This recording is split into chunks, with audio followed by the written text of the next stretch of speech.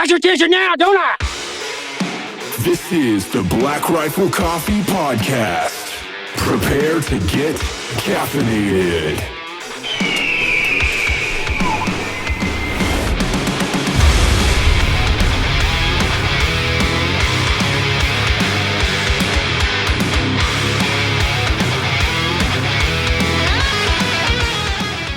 All right. Welcome to the Black Rifle Coffee Podcast. Thanks a lot, fellas. I appreciate you being here. It's been a couple months in the fucking planning on this thing. We had a good day yesterday. Oh, yesterday was We had a awesome. good day. That was fun. Yeah. That was a good time. Yeah. So I guess we're just like three Green Berets sitting around a table. Yeah. Like talking Green Beret stuff. Yeah. Right? Yep, What absolutely. do Green Berets really talk about? I mean, besides talk shit about each other. Yeah. And how that guy should have got that Halo slot and like he's a shitbag. Yeah, or war stories. Yeah. Or how you are a cheater when it comes to competition.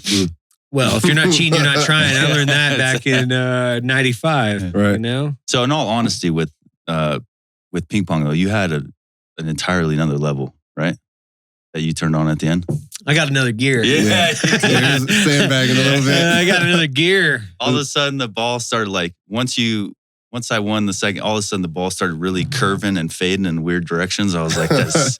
He was You holding saw on. putting that little English on it, going around. Well, you don't want to make it. It's like playing chess with my daughter. Oh wow! Wow! You don't want So to. I'm the daughter in the situation. Yeah. Okay. You don't want to take. You don't want to go to checkmate too early because then it just ruins the game for everybody. You got to build suspense, man. It's a story. You got to build suspense. Yeah. You know what I mean? It was a tragic tale. You know, real quick. Tragic real tale. quick. Rock, paper, scissors. Okay. 3 or just one time? All right. Best out of 3. All right. Best out of 3. Okay. All right. You're calling. All right. I'll judge. This is a competition. So if All I right, win, all I right, fucking okay. won one. Okay. Let's hit it. Okay. All right. 1, 2, 3. Wait. Oh, What? Dude? hey, look. You We cheating got now? rock, paper, scissors, shoot. Okay. Okay. Rock, paper, scissors, shoot. Right. Okay. Yeah. Got it. Rock, paper, scissors, shoot. Rock, paper, scissors, shoot. Oh. Rock, paper, scissors, shoot. Rock, paper, scissors, shoot. Oh. Rock, paper, scissors, shoot. Damn. That's what I'm talking about. That's 3 for 3. I can't win shit to You'll save get my there. life. You'll get there. Oh, man. Like even I got just, like, age and wisdom on you. I Like think. no skill luck. And why were you looking me in the eyes like that? That was like mad It's intimidating. getting inside of you. It was like, no, he didn't break eye contact the entire time. I have a problem, which is like, I'm hyper competitive, which is a lot of people could say that's a problem. I think it's just normal behavior. My wife would say, you have like a serious fucking psychological issue, right? Because and this is one of the reasons why I can't even go to CrossFit anymore because like I'm trying to fucking smash people and I'm just not fit enough to do that. So what I end up doing is just like injuring myself, you know? Yeah, nearly dying. Or yelling at the old lady in the corner like, you fucking suck. Oh, you're in a wheelchair. Oh, me, can't do a burpee. Fuck off, you know? I think You know that's what I mean? that's a Green Beret thing. I think anytime you get us in a room, because that's the team room life. There's Is competing competition. at everything. Oh, Yeah. But that's what makes us better. Yeah. Like shooting. Okay, you can shoot too. I'll give you that. I didn't want to have to say that because I'm a Bravo and you're an Echo. Former comms guy. Yeah. Yeah. So, but you know how to Who are throw you? some lead. Also, Charlie. Oh, that's right. Yeah. Yeah, that's why I was making that joke about Yeah. you needing help with the pistol yesterday. So you're good at building shitters. Like you had a job.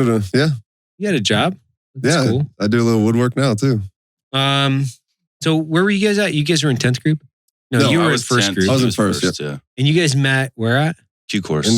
In the Q course. Yeah. What year did you guys go to the Q course? 2015 we're in, right? We graduated. No, we graduated 15, so 2013. I think I met you in 13. 13. Yeah. In 13? Yeah. Yep. At the very beginning of the Q course. Okay. Yeah, what was it like? So when I went through, SFAS in 98. Gosh, damn. Okay. Hell yeah. Okay. I was a freshman in high school. I'm old, dog. Yeah. And so it was 24 days. So selection was 24 days. And once you got selected, you'd go on to the Q course and then you go to like phase 1, 2, and 3. Right. Mm-hmm. So phase 1 was field phase. Phase 2 was MOS. Phase 3 was Robin Sage. And then you went to language school. Completely Same. different. Nope. Okay. Not at all. So tell me how it was for you guys. For when I went to selection, I went in January of 2013. It was 21 days. And then after that, obviously, I wasn't airborne. So I was prior service. I was a medic in first ID. Okay. So I went back to Fort Riley.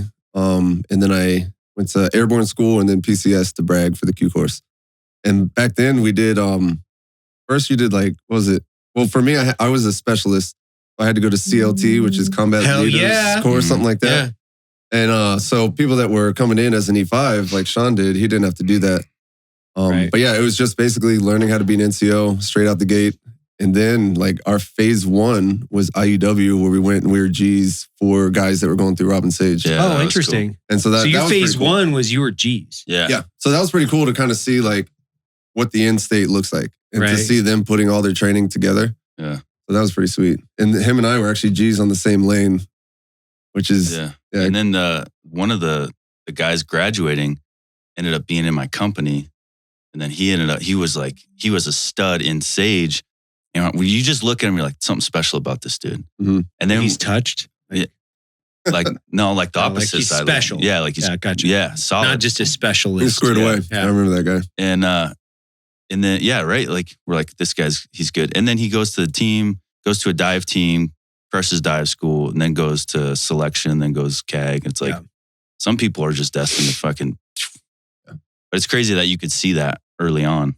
And, and just in the way that you treat, so it's in the way that he treats Gs, who technically in Robin Sage, I mean, you're the big dick on campus. Mm-hmm. And then the G, you haven't even started yet. Yeah. So you're the bottom of the totem pole. So how do you act as the big dude on campus? How do you treat the people that are like basically at the bottom? Yeah. Mm-hmm. Who most likely won't even make it to that point. Yeah. Right. So you could, big dick them, or you could treat them with respect. And, so I think learn a lot about people in that, section. Oh yeah. Training. Which is pretty cool. And it's interesting because you guys went from, what'd you call it? IUW? IUW, Introduction to Unconventional Warfare. Yeah. Okay. And then you go from there to what? What was it? Was it SUT next? Yeah. Oh, yeah. So you do land nav. Right. So all the gates. Yeah. Ruck and all that. Mm-hmm. PT test, land nav. Land nav again. And then SUT. Mm-hmm. SUT that's been shortened now, but it was like, I think it was 8 weeks for us. 8 weeks for us, yeah. And SUT, I mean, you guys did small unit tactics, aren't you? Yeah, it was 8 weeks. So phase 1 was SUT. Yeah. Okay. So we went from SFAS to phase 1, which was SUT. Mm-hmm. It was great. But it's super, I think they shortened it quite a bit. I think they went down like 4 weeks or something. Yeah, it's real short. Yeah. Because in SUT, our class was freezing.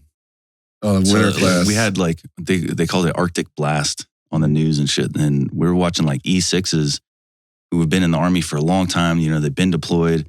And I remember one E6 was coming out. He goes into formation and he was head lead of the formation at the time. Right. And he's like, hey guys, I forgot something inside. I'll be right back. Oh, that shit. You remember that? And then he quit? And then he never came back out. So then you take his ruck and you got a cross load. You're not losing all that stuff. Yeah. So now he's got a 90-pound ruck that we're cross distributing to everybody. Yeah. And I'm like, you just screwed us, dude. And like we all wound up with like 100+ pound rucks. Yeah. It was miserable. I remember because that day it was also raining. And we're standing out there. It was like mid-30s, something like that, and raining. And we're on a 5-day mission at that point, or some 3 or 5 day mission. Right. He walked out, said, "Nope, yep, not gonna do it." And then so we're like, all right, so because you got weak in that moment, now you just made it harder for everybody else. I mean, we were dreading it too. I didn't want to do that. Yeah. No. So then it went SUT, and then from there was MOS. Yep. Yeah. MOS. No, SUT then SERE. Oh, you went to SERE after SUT? Oh, yeah. Yeah. Weird. Also in the wintertime. Interesting. Yeah. Miserable. What did you guys do SERE? We did it after language school. It was like the last. You were done. It was like the last thing you did. So you did Sage, then language? Language, or SERE was like the last thing you had to do. It was fucking wild. And it was like, you had dudes like quitting in SERE school. And it's just fucking hilarious. You made it so far. I mean, SERE sucked anyways. But it wasn't bad. We had a guy disappear for like 3 days or 2 days and then came back. And he was like still in the course. He still graduated. I was like, SERE class? Yeah. That's What epic. is he doing? I love that guy. Yeah. I wish, like, he's he, just like, like, evading? yeah, I'm fucking evading, bro. Yeah. I'm a good evader. You Yeah, know, right. like, I fucking rolled out. I went up to him and I was like, where'd you go, Yeah. dude? And he's like, can't tell you. I was told not to tell you. Okay. I was like, bullshit, dude. Where the fuck did you go? Because all of a sudden he was just back. I tried to escape once. Like I went around Yeah. and I was like, I'm going to get the fuck out of here. Mhm. And I got caught. And then it made everything worse for everybody when I Yeah. got caught. Because for a while I was like, maybe you actually can get the fuck out of here. No, It's no, like it's you not beat- set up it's like that you way. won. You won seriously. Yeah, Yeah. that would be awesome though. It's like you Yeah. actually get to escape for Yeah. real. Pretty sure You know? they'd bring you right back. Yeah, but if you could like hide out somewhere, Yeah, I right. would like, have, dude. yeah, I it's was just slept in a like hole chill. until I saw you guys all celebrating. And I'm like, hey, guys, remember me? Yeah, then come back in, come back in when they're raising the flag, and you're like, "Oh shit, I'm getting fat. I got this peanut butter, got a bunch of peanut butter packets. Yeah. I'm here Shit's for the great. party. So just show up for meal times, Yeah. get some of those rice and Oh, sardines. Yeah. This stuff is good, man. Rice and smoke flavored water. Yeah, I went through SERE School with this guy who ended up being the commander, and he ended up being the commander of SERE, and I think it was like SWIC at that time. And he was like the biggest shitbag I'd ever been around. Oh, nice. It was awesome, like because we when we went through the course, all the echoes got together. We had this guy that we had peered out. All of us, you know, you did your peer gates, and we'd peered this dude out. Nobody wanted this guy in SF. Like he was a fucking asshole. Mm. Like when the guy was just a straight asshole piece of shit. But academically, he was passing. But nobody wanted to be around this guy. So we signed this petition. Every echo, and we had something like 28 echoes in the class. It was a big echo class.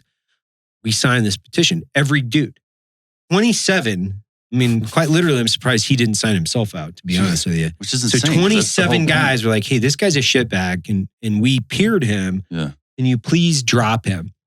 So this dude brings the entire class in and puts us in formation and keeps us in formation at parade rest for like 3 hours out in the North Carolina fucking sun. And he finally comes down and he's like, when I got into SF, it was nothing but a bunch of fucking shitbag heroin addicts. And fucking, it's like, I've turned this place. Like he made it sound like he single-handedly Yeah. like, turned SF around, right?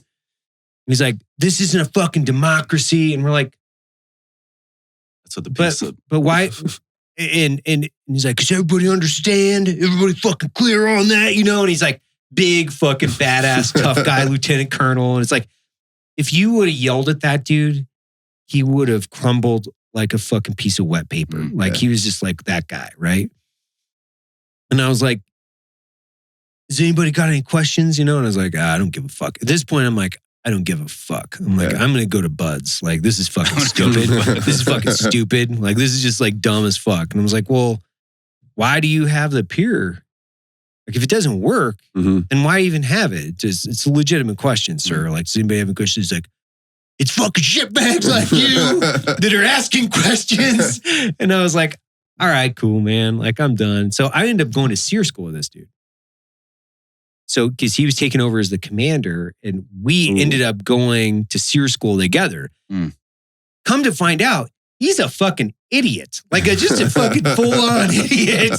So, of course, the idiot that didn't believe in peer reviews goes to SERE School with me, and I see just how fucking stupid this dude was. And I forget his name. I think it was like Mars or something. I think I told the story on a couple podcasts, but it was awesome because you got to see just how stupid people were in SERE School. And it was like, I loved it because you could see people in their best sleep deprived moments. Yeah. It was Doing like the dumbest shit. And you're like, oh, that's awesome. Oh man. Like if we could film that shit Yeah. for a reality show, Oh, dude, that would be the best fucking reality show ever. People would watch we that could shit. probably at some point it would be really fun just to replicate sleep deprivation and get a bunch of dudes just like giving them menial, tasks. Yeah.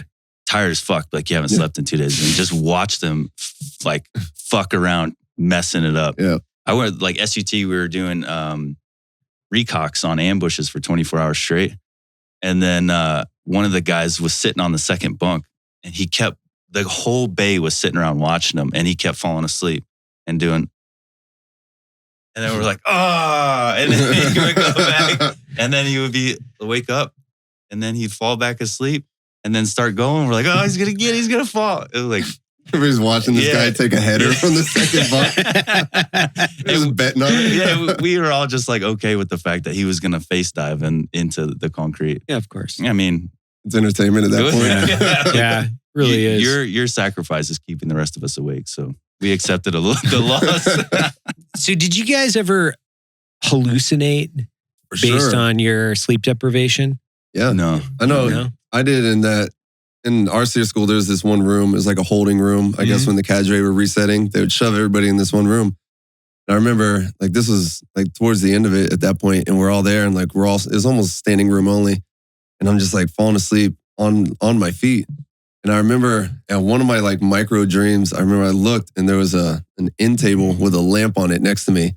And I was like, I'll just support myself on that. And I go to put my hand on it and obviously not there and just eat shit right on the floor. And immediately I'm like, I'm such a dumbass. Like there's no end tables in here. Yeah. But yeah, like shit like that. Or just like seeing things off in the distance at night, your eyes will like play tricks on you. We were walking through the woods one time and I thought I saw an outline of some sort of factory with smoke coming out of it. And it was just like, clearly I'm in the woods in North Carolina. There's no factories there. There's no factory. But I'm just, my eyes are playing tricks on me. Right. It's just like the Ghetto Boys rap song. Right? Yeah, right. Mine is playing tricks on me. Yeah. I did have a moment in SERE where I thought the cadre that was, like, I thought she was trying to get me out of it. Did you say she? Yeah. Hold on. What? You had a female SF cadre? No. At SERE School. Gotcha. Yeah, SERE School. Okay. Yeah. So like, I thought the female, she was like kissing me and stuff. Really? Yeah. Can we say that? The female was? Yeah, we can say whatever the fuck we want. Okay, dude, I had a huge black guy kissing me. For real? Yeah, like he was like in my ear. Yeah, yeah. It's so weird. And like rubbing up and down and like rubbing my nipples because my shirt was all torn. Yeah. And you're over here with a chick. I had a chick. And then I was like, and so she starts whispering. She's like, they only know what you tell them. And I was like, what? She trying to like get me the fuck out of here? And I like, we're towards the end, so I'm fucking out of it. So I was like, oh my God, my adrenaline started pumping. I was like, I have the key. I have to get all the guys on board. Like, I need to get them to know that we have an in here and we can get the fuck out. And so she's like, stop saying shit. Stop saying anything. And she just kept whispering shit like that in my ear. And then so they finally like let me out and they take me back where everyone's sleeping. And I go inside and they're all sleeping on the concrete. Right. And it was like freezing, but so I started waking them up. I was like, guys. Get up, everybody. And they're like, get up, everybody. Yeah. And you know, this is like this is their moment to just finally get 2 seconds of sleep. And then I'm in there like, guys, wake up. And then the guy wakes up and goes, what, dude? And I was like, we're going to get the fuck out of here. And he goes, how? And I was like, the girl she was doing the interrogation. She told me they only know what I tell him. And he's like, okay. And I was like, fuck, I got nothing. And he's like, leave me the fuck alone. And then it hit me that like nothing had happened. Like I was like, my mind just completely fucked me. I was like, awesome. Shit. It's perfect. Yeah. So I did have moments like that, but you never saw anything? You never had I didn't see anything, no. What about you? Oh yeah. Yeah. I mean, in SUT, we didn't sleep. SERE School, we didn't sleep. But I remember very acutely in the rocks, because when you're out at the, whatever what is that called? The RTL? Yeah, at the RTL, you got a bunch of rocks and you're raking them. Mm. And I remember grass growing up through the rocks, and I was like trying to rake the grass. I was like, there's no fucking grass. And I just kept on raking this grass and it's growing up. And I was like, man, what the fuck? And it's so funny because your mind is trying, your brain is trying to shut down and go to sleep. And so you're in a dream state. That's the other people, like people don't understand, like the sleep deprivation, your mind is shutting down while you're awake, putting you in a dream state because that's a trip. It's exactly that. It's just like hallucinogenics. Mm-hmm. So you can see things and you know you're awake, but your brain is putting you to sleep, and it just fucks with your brain. Yeah, and I mean, I've had that multiple times where you're like driving in the middle of fucking nowhere. You've been up for fucking 3 days, and you're like, is that real? Like your thing, like the factory off in the distance. Like I remember seeing these like what I thought were tornado or World War II fighter bombers coming up over the horizon in the desert. And I was like, whoa, they have fucking prop planes? I was like, are those ours? And then it was like, no, there's no planes. There's nothing going on. I was like, okay. Yeah, got it. I'm fucking hallucinating. I'm hallucinating, yeah. But I liked it. Yeah, I feel like this is fucking I'd be badass. all right with that. Yeah. Like just having that experience and then like looking back on it later, being like, oh, that was a trip. Well, I think it really fucks with your brain. I think the long-term damage from sleep deprivation, I mean, the science would actually probably back me up on this too, which is like guys like us now in our older age, because we've been through so much sleep deprivation, we could be more susceptible to things like Parkinson's and some of those other things that are actual brain issues, Alzheimer's, because your brain starts to shut down and then it starts to. I don't know the exact science behind it. I mean, quite literally, I roast coffee for a living. I fucking don't know what I'm saying, but you don't get that credit, right? You can't just say that as Evan Hafer. You can't just say like, this guys, I make coffee and like, can you stop putting everything I say? I'm used to it now. People are like, well, Evan said he doesn't like elk meat anymore, so I'm just gonna fucking shift out of my all elk meat Joe Rogan diet, where all I do is drink on it and fucking eat elk meat. You know what I mean? It's insanity. Hey, what'd you guys think? You guys had elk for the first time yesterday. So what'd you think? It was so good. Yeah. It was awesome. I've been wanting to start hunting because like the same thing you guys talking about is like, listen, there's a better way to do this than just going to the grocery store and supporting like just genocide for these poor animals. So it's like hunting is the clearly the way to go, but you need to be like supported through that process, right? You can't just wake up and be like, I'm going to be a hunter today. Like, okay, where are you going to go? What are you going to hunt? Yeah. What are you going to hunt with? And then you're probably going to end up breaking the law because you don't know what the fuck you're doing. It's a good point. I had one of my teammates, they had crossed like a line by feet, is according to them, on someone else's property, right over in Carson, or in 10th Group, and they were like in trouble. I guess they got cited. Yeah. The owner of the property was like wanting to do a lawsuit against them or something. Like they flipped. They kill something over the line. So they're claiming they didn't. Right. They said they didn't. The amount of stress that they had indicated that something probably more happened than just walking on the property. Right. But they were not going to tell anybody about it. And interesting. They were super stressed. I would imagine, because criminal trespass with a firearm is a legit thing, because that's what you use when people are meaning you direct harm. Mm-hmm. So if you're hunting and the property owner would have a legitimate case, like this person came on my property with a gun. Most times, if a person comes on your property with a firearm, you can kill them. I'm thinking. Yeah. Once again, I'm a coffee roaster. I'm not a lawyer. My dog's name is Dr. Beans, but he is not a doctor. Just so everybody understands. I mean, I've known guys that have had that exact thing happen to them. A dude that I was in SF with, when he was like 16. He jumped over a fence and didn't know he was trespassing, had a fucking shotgun with him, and the landowner rolled him up, pressed charges. And I mean, it took him years to get that cleared off his record. And he was like, I was just hunting and I literally jumped the fence. I didn't see the no trespassing sign. The guy prosecuted him on like 3rd degree. Crazy. Like some, criminal intent, like basically prosecuted him as if he was coming onto his property to fucking shoot him in the face with a shotgun or something. He's like, I was just hunting doves. Fucking didn't see any signs, but that's the way it worked. Yeah, so that's scary, but that's how I want to avoid that. But Why? It's exciting. Like, what's wrong with a little jail time nowadays? Mm-hmm. But yeah, the elk meat was amazing. Your place is incredible. Like that's one heck of a setup. I think the most surprising thing was how like everyone that works in there is like within arm's reach of toys. Oh yeah. Like there's it's not like a very serious like the go to work and focus kind of place. The Nerf guns and all that down at the like, art department. That was pretty cool. They're like manufacturing Nerf guns, like badass ones. Mm-hmm. You have an archery setup.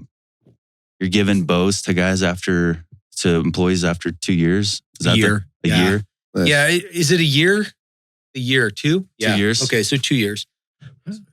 Yeah, I extended it out, but it's and we're not talking about like crappy bows. These are like amazing. Yeah. The PSEs. Yeah, they're new, like the new PSEs, and we do custom color, so it's brown coffee.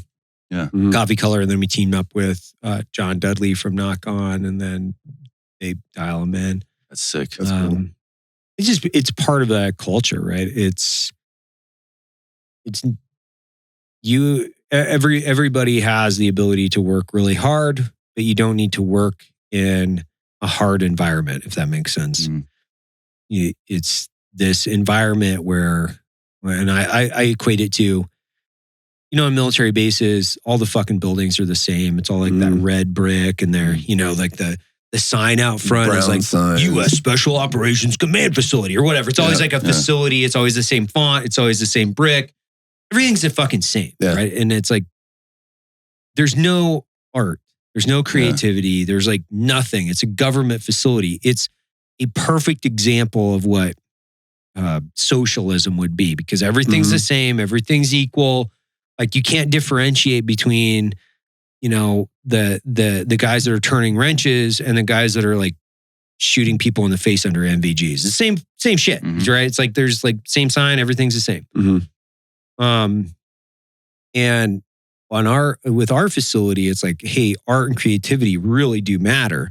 And then how you develop your culture and your, what I call it is an ecosystem in the company, it really matters. I want people to be fired up, come into work, participate in socialization as well. Except for Colin, my job is to beat him down. But I want them to participate in the culture and the community of a company. Right now, you have, everybody wants to work remotely. Everybody wants to I want to work from the sanctuary of my fucking house behind my computer. And I want to I want to be able to go naked, except for the VTC, and just wear a tie. And it's like, yeah, but that kind of sucks, man. That means you don't want to be social you don't want to be social in the work environment. And we should be working, I think, as people that own companies, you should be working to create environments where people want to be social. For sure. Right. And they should want to come to work, because if you want to come to work and be social and work on a team, like the best team environment is in the flesh. Yeah. We can talk, we can work through problems, we can fucking solve shit. And I see this as COVID has changed the way people work and communicate. And then it's defaulting to, I'm going to sit at home with my fucking 2 cats and, the empty refrigerator. And sometimes, granted, a lot of people have great homes. I'm not saying that, but I'm like, as a company that has 50% veterans, I'm like, my job is to get people in socialization, get them in, get them working on as a team, get them working in a creative space where they got lots of fucking art, lots of cool shit, lots of toys, lots of bows, lots of stuff flying through the air, like axes and, arrows and bullets or whatever. Well, I think people don't understand that, and I certainly didn't. Was it like you say things like 50% veterans, and it's like, that sounds great, but then you go to the building and you see that it's a legitimate environment where veterans could be veterans. And I think that was unreal to see yesterday, because it's like, this isn't just hiring a veteran to do some job. Like, this is creating an environment for a veteran to transition, to be himself, to or herself and to be comfortable and grow. Only male veterans. Sorry.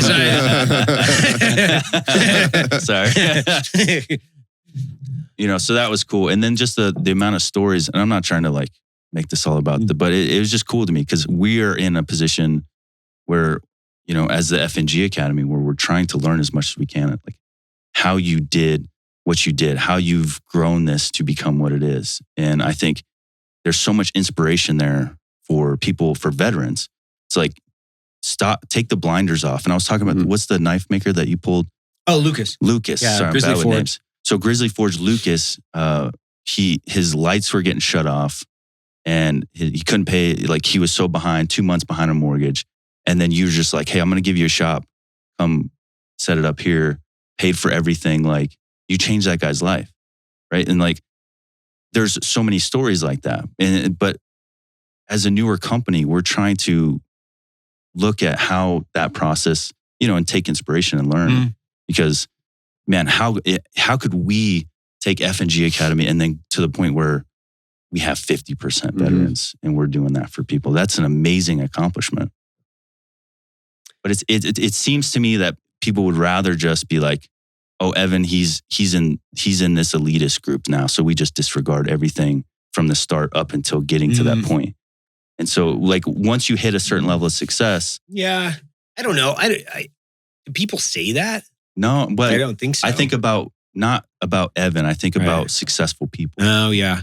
Well, I think that's the double-edged sword of success, right? Which is like you work your ass off. Success it's like hard work and sacrifice, multiplied by a little bit of luck, right? But it's like it's capitalizing on a lot of hard work given the correct opportunity. There's a lot of things that go into that. And a lot of people can say, I'm successful or the company's been successful. They can say that from the outsider's perspective, but they actually clearly can't define what success means. I know what success means. It has fucking nothing to do with how much my individual worth is necessarily. It's what type of legacy I can create for the people that work here, what type of legacy I can create for veterans. And I was explaining this to somebody the other day. I was like, I've already been able to make more money than literally both sides of my family, from my mother's side, my dad's side, all the way back to fish. Like, I don't give a fuck about it. Like, what I care about is what kind of cool shit can we do and what type of a lasting impact can we do? So people always say, well, more money, more problems. Like there's like all these stupid little buzzwords. A lot of these fucking words and a lot of like success, and especially I would say people that like to talk shit, what it is they're so consumed with their own failure versus being consumed with defining success for themselves. So they want to look over at, Matt or somebody, I don't know, whomever. Like we hear it all the time. Like I've heard it about guys that are doing nothing but providing inspiration for the community. That's all they're doing. They're telling people, hey, go out and be fucking hard. Like, suck it up. Be a better man.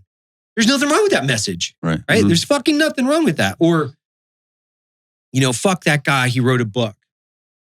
He's using his background as an SF guy or a Navy SEAL to make money. I'm like, yeah, they're out, dummy. Like that's what you do. Like you're not doing it while you're in. You're not on active duty. If you want to be a quiet professional, be a quiet professional. Once you're out, you got to feed your fucking family. Right. Yeah.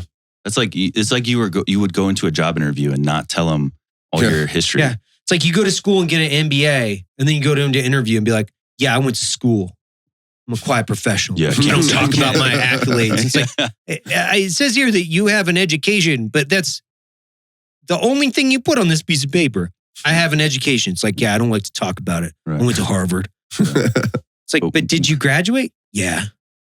Well, tell us more. Tell us more, because we're trying to figure out if we want to hire you based on what we feel your work ethic is and your accomplishments. And now that I've hired 650 fucking plus people, I can tell people that it is really important or especially vets to be able to translate their experience to how it directly applies to the business world. Because I don't care if somebody has a 4-year degree. It just gives me something where I can reference that they understand how to finish something that sucks. And then when you look at that piece of paper, you can say, okay, well, what did you get in that 4 years? So you studied, I'll just make up a fictional degree, but it's like if what you studied was, hypothetical gender alien relations, I don't give a fuck because that's stupid, right? If you studied statistics or architecture or something like that, where you're like, oh my God, man, that's very analytical. It's very technology. We'll call it technology driven. It's very technical. That matters. If you were, a Marine or, in the Army and you did something and you signed up multiple times and you're a volunteer that had the wherewithal to complete a task that was difficult, that shit matters. Yep. And I want to tell that to every SF guy that I meet. It's like, man, stop being too quiet. Tell people what you did because it matters. It does. When you're in an interview and you're like standing there parade rest, it's like, I was in the military. It's like, dude, nobody gives a fuck. Right, they don't know. What'd you do? Right. Like, I was a Green Beret. It's like, and then there's this assumption that people know what a Green Beret is to begin with. They don't fucking know. They're like, oh, you were a hat? So what were you doing? Like, were you like a furry or something? What were you just pretending to be a fucking hat?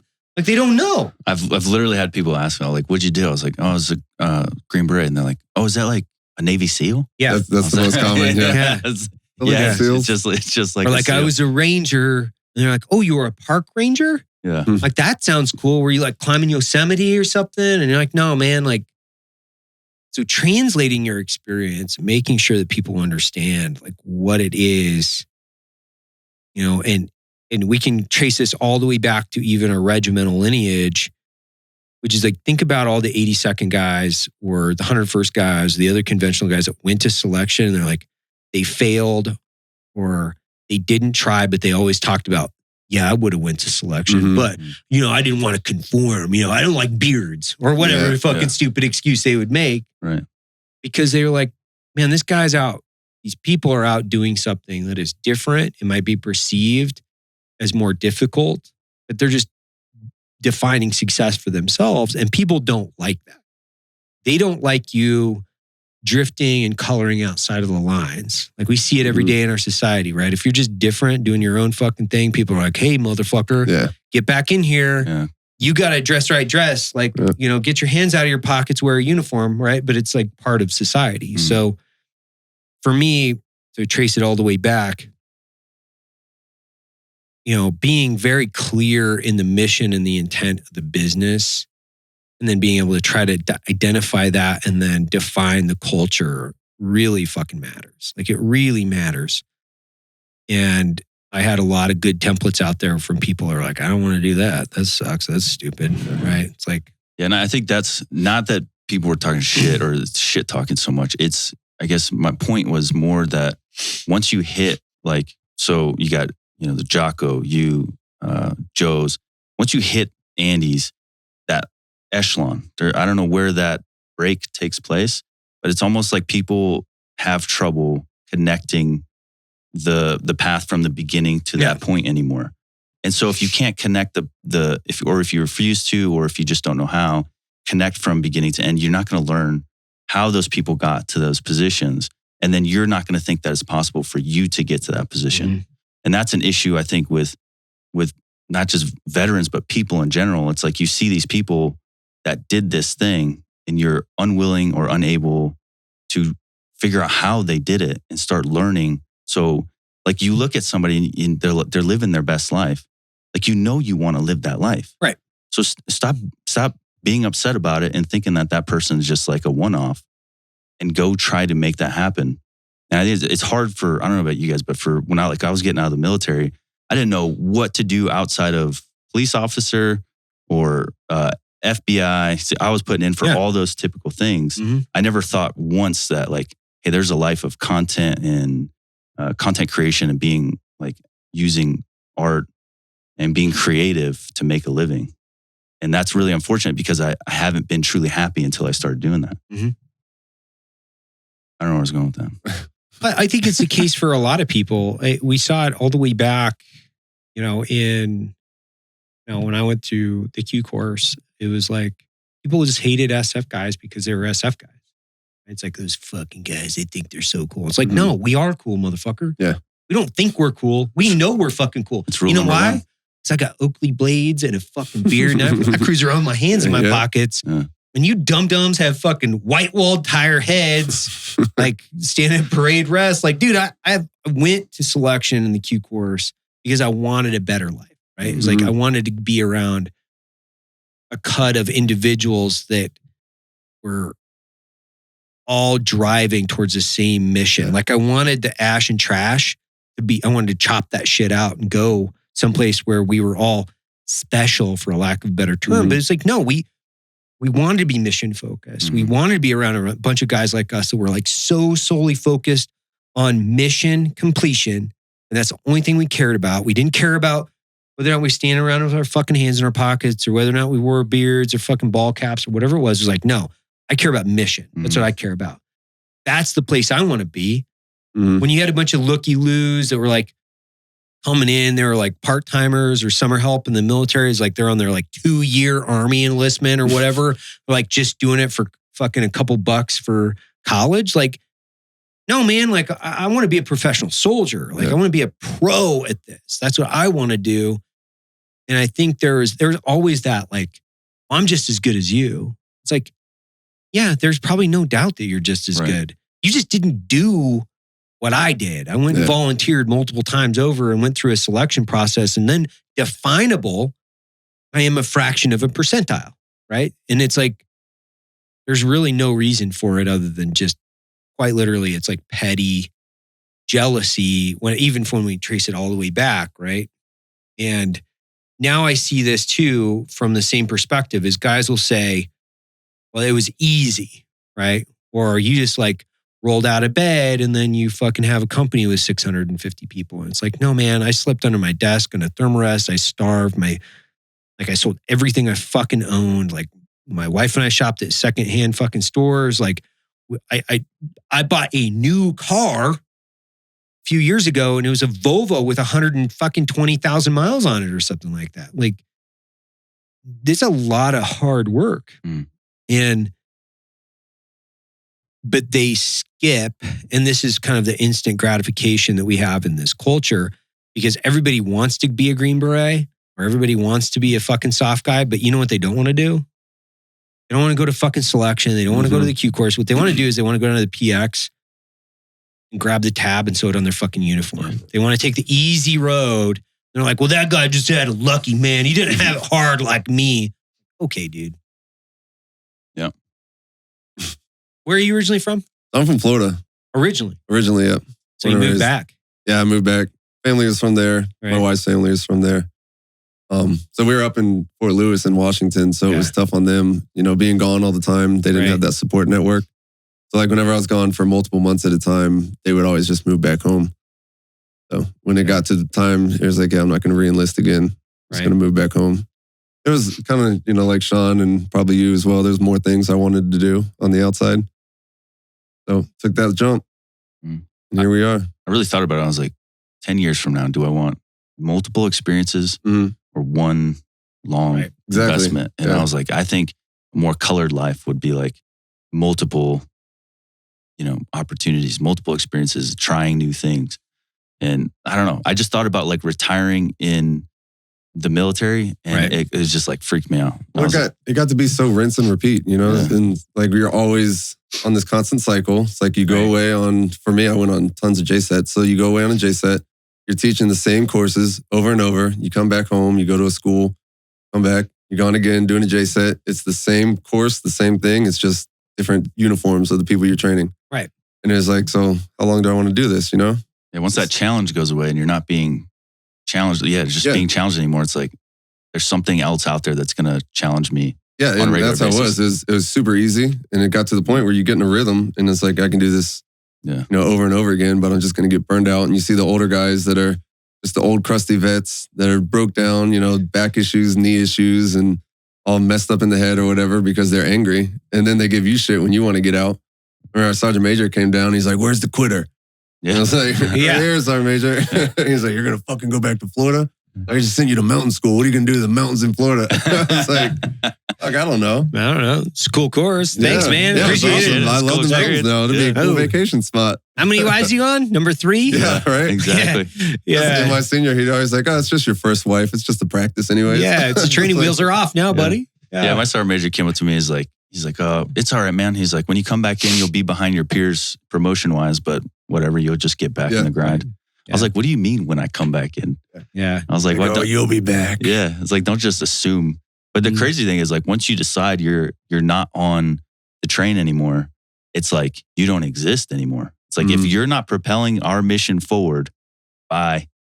That's mission focus. Yeah, it's great. Yeah, and it's like, which is great for guys that are trying to get out, because then you can go focus on, your next career. Right. And they're just like, "All right, we'll see you later. Yeah. Go do what you're going to do." I'm ACAPing. Yeah. It's like gone for months at a time. Yeah. Deuces. But you're getting prepared, you're getting things. Well, hopefully you're using that time wisely to get prepared. Yeah.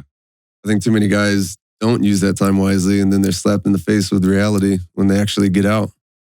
Yeah. I looked at the breakdown they give you on the, what is it, AKO or whatever? Remember our website? Yeah. Like how much you're going to have to make as a civilian to match technically what you're making through, not paying your rent or housing, all healthcare, food. Yeah. And it was like 80,000. I was like, oh, fuck. Yeah. Like I'm taking a huge pay cut to be a cop. As Colin knows, like you go through police academy, it was like 55,000 or 56,000. In some of these academies, like you have to pay for your own chow. Like you have to like, it's part of it, right? Like you got to pay for your own uniform. You got to pay for your own chow. Like I'm like, what? Yeah, it's fucking nuts. Yeah, so, what are you gonna bill me? Like you're forcing me to go to this. I got to like pay for my meals. Like what the fuck? So the Denver Police Department, you're paying for your belt, your gun, like your whole. Oh, you're a Denver guy? Yeah, I was Denver. Oh, cool. So the whole setup, you're paying for that. Right. So it's like that's fucking expensive. Like I just took a huge like $30,000 pay cut. And now you want me to buy $1,000 over, like almost $2,000 after your gun and everything worth of equipment. And not only that, but it's this leather like dress shit. It's badass. I'm gonna badass what it is. I'm gonna ditch this bullshit immediately and go back to my my Ronin belt and just in black. Yeah. So now I have to double up and buy all my military equipment in black.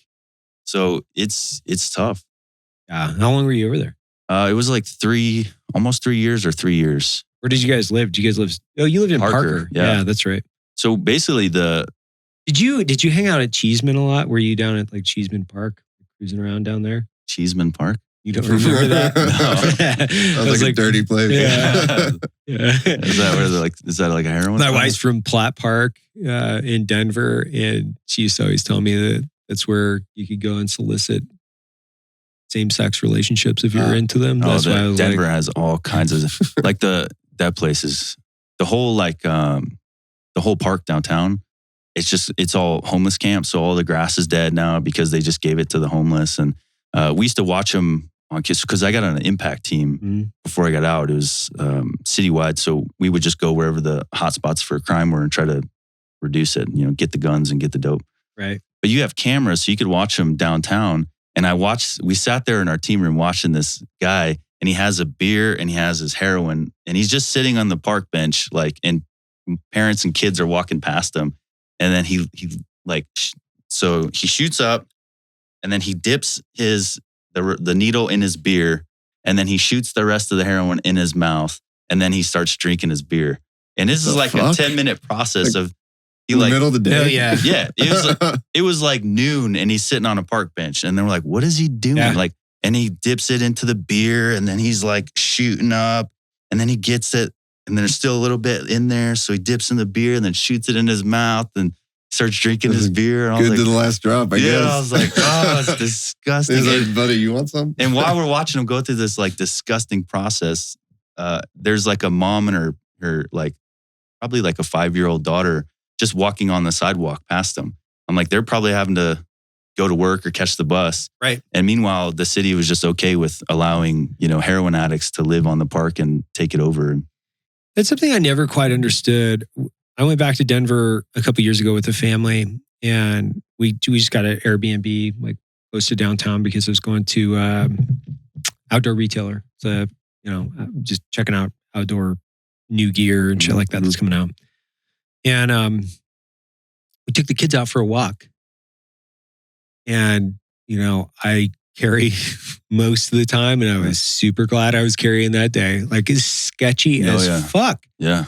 So we cruise by this park, and there's a chick shooting up in the like with the door wide open to the porta potty, and she's in there like, getting it on. And then there's another dude like across the park that's like getting beat the fuck up, and you're just like, then there's like a bunch of white people cruising around looking like they're gonna go shop for organic vegetables, and you're like, what the fuck is going on, man? Like, how's this coexisting? Like how? Like, it's fucking crazy. It's a crazy reality where people are like, oh, it's totally fine if you want to shoot up heroin everywhere and smoke crack and do all your things, just as long as I get my Sunday organic vegetable market and pretend like I'm doing good for the environment by buying local or some shit. I don't even know, but it's like acoustic guitars and organic vegetables and like crackheads and organic and organic fucking heroin. I don't know.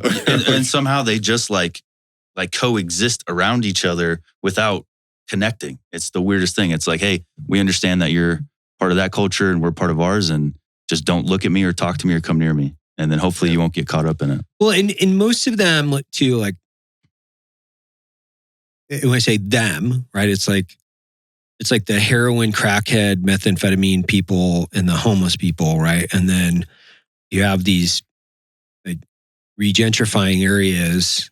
I lived right across the park here in Liberty Park. Man, like, it's like a dude walking down the street with like a tennis racket, naked, and my daughter's out in the yard. I'm like, hey, get the fuck out of here. I'm like, but most people, they were just like, so timid, and they're turning around. I'm like, hey, mother, like, get out of my yard, dude. Like, or like, beat feet, dude. I don't want your dick wagging around my 5-year-old as she's in the yard. And then it's like people's willingness to accept that as something that is normal because they're like, oh, well, they have a problem. And it's like, they have a problem. That doesn't mean that I need to be accepting of it. Like, it doesn't mean like, hey, you get to shoot up in my fucking front yard. Like, dude, get the fuck out of here. I came to my front door one day. It was awesome. So great. It's like crackhead came up and it was like, he wanted to use the power on our front door. He's like knocking on the door. So I answered the door with an MPX and a fucking, with my flashlight. I turned it on and I opened the door and pointed to his chest. And I was like, what's up, man? He's like, I'm all good. I'm all good. I'm like, hey, tell your friends if they want to come over here.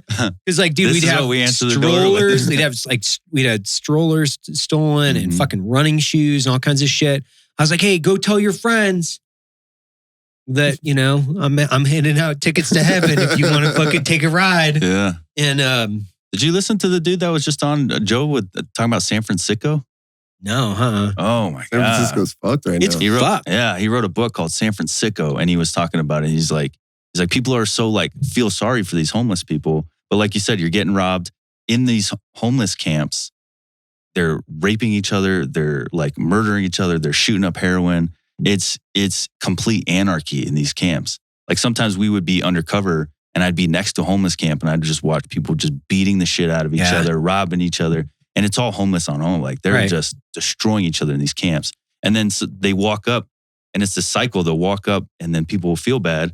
And so they'll start giving them money and then they go buy the heroin with it. And then like, if you can't pay your debt, then you're getting murdered. Yeah. And it's like, oh, well, you could just lace, if you want someone dead in a camp and you're like a fellow homeless person, lace them with fentanyl, give them the drugs. You know they're going to take it. Yeah. They OD and they're dead. And no, who's going to say anything? Because it's just another homeless OD. Yeah. And then they go get picked up and taken off. It's insane. And he breaks it down in that. But I just thought it was crazy. No, it is insane. Yeah. Like, but the fact that we're just okay with it. Well, I think there are people that are okay with it, and then there are, I think, a lot of people that are just not okay with it. Right? It's like if you see human fecal matter on the street or a sidewalk, chances are most of us are like, dude, that's gross. Yeah. Like, hey, but you have a whole line of people that are like, it's okay to just free range shit everywhere, and it's like that to me seems like we're going back in the evolutionary cycle as a society where we have running water and toilets for a reason, but then now all of a sudden it's acceptable for people to become addicted to drugs, become homeless, and then defecate on our streets and leave, their drug paraphernalia everywhere. It's like, that seems like we should be moving to a place where we like to use running water and contain fecal matter so we're not spreading like diseases and those types of things. It just seems kind of logical to me to think about that and unpack it and be like, hey, I don't like stepping in human shit. Like that's just kind of a thing that I don't, even when, even when people define a derogatory thing for the military, it's called so you're a ground shitter, right? So you remember the fucking landmines, the dudes that you'd be walking in like on patrol and you like step in and be like, come on, man. Like use a slit trench or like bury it, bro. Sorry. But it's fucking nuts. And it's like, but it's okay in a lot of these cities for people to do that. I was talking to my buddy last night. He's a Seattle SWAT cop and he was talking about Seattle. And I lived in Seattle for a long time on and off. And I used to love that city. I used to love that city, man. It's so beautiful, like right next to the ocean. You had the Puget Sound right there, great seafood. It was still a really cool city in the late 90s, even early 2000s. And then something happened. I don't even know what this infection is of the mind where people are just they're open and accepting to a bunch of different things that are so weird to me. Like you'd have a whole homeless camp with tent city in a place where kids should be playing. Right. And you got fucking heroin needles everywhere. And you're like, I can't take my kids to the park. The thing that we actually paid for as taxpayers to take our kids to the park and play, because people that don't have a home, which I feel for them, but they're using it as a place to live, to deal drugs, to, defecate everywhere. It's fucking disgusting. Yeah. And they tried in Denver, they were starting to do, lawyers were going around trying to find cases where homeless people were being, they could look at it as mistreatment. And so they could go after cops. Yeah. So then they start like baiting them. It's like, wait a minute. You think that as a cop, I want to go mess with homeless people? Right. Like they haven't showered in weeks. They shit all over the place. Like I said, they're probably covered in, have diseases because they're sharing needles. And you think that I want to go pat them down and mess with them. I'm getting calls from businesses begging us to get rid of them. So I have to make contact with these people. And then when I make contact with them, they're out of their mind high. They want to fight me. They want to just run away. And now I can't like morally just let that go, because then they're breaking the law left and right. So I'm being forced to contact these people. And now lawyers see that as an opportunity to say, well, if you violate any one of their rights, we're going to come after you and we're going to sue the department, and the department's going to pay us because it's cheaper to pay us off, right, which just makes them do it more. Yeah. And it's like, whose side are you on? You're not here to support police officers at all. And that's one of the things that made me, it was like, I have to get out of here. It's like, I had to talk to a therapist because I'm like, listen, like my PTSD is like kicking in heavy right now. And she was like, well, the best way I could describe why it's like surfacing so much, she says the same kind of thing that Vietnam was experiencing is like, listen, you could experience war, but then if you come home and it's accepting and good and, that front is okay, one or the other isn't bad. But in Vietnam, they had, the war, and then they're coming home and getting spit on. She said, once you have those two fronts like simultaneously like compressing you in, she said their PTSD in Vietnam was through the roof by comparison to what we experience today. Oh, yeah. And she's like, a similar kind of thing, and I'm not trying to like, compare myself to Vietnam vets, but a similar kind of thing is happening with police officers where it's like, you guys have PTSD, but we don't want to talk about it because then it could be used against them. Right.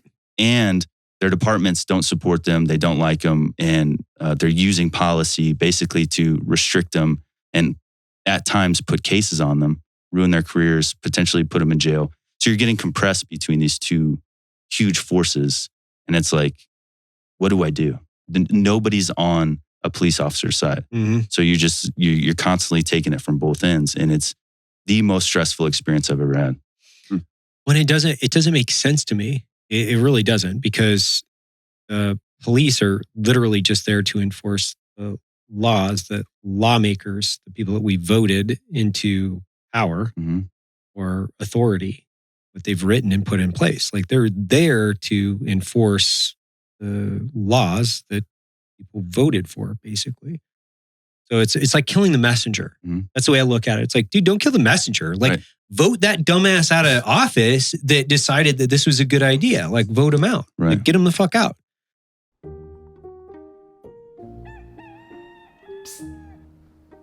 Caleb, did you know with Black Rifle Coffee's Coffee Club subscription, you can get fresh coffee shipped to you every month? What? You don't even have to go to the store. Whoa. You don't even have to leave your bed. What? Wow. How did you get in here? You might want to go ahead and join the Black Rifle Coffee Club subscription before one of these guys shows up at your place. And I've had this conversation, I think, so many times from like, you know, if you're speeding and you get pulled over and you get a ticket, it's not the police. It's not their fault. It's your fault. It's posted, dummy. Like, don't do it. If you know you're going to willingly break the law, you also have to be accepting of the consequences. But you have a group of people, I think, in our society that they just never want to accept the consequences. It's like they don't want to accept the consequences for their behavior. You know, and I think a huge percentage of homeless people, right? You have, and the homeless it runs in tandem with, I think, multiple different problems, because you have drug addiction, and then you have psychological issues that are typically, you know, fueled, right? So psychological issues and drug addiction, they're kind of hand in glove, right? It's the same.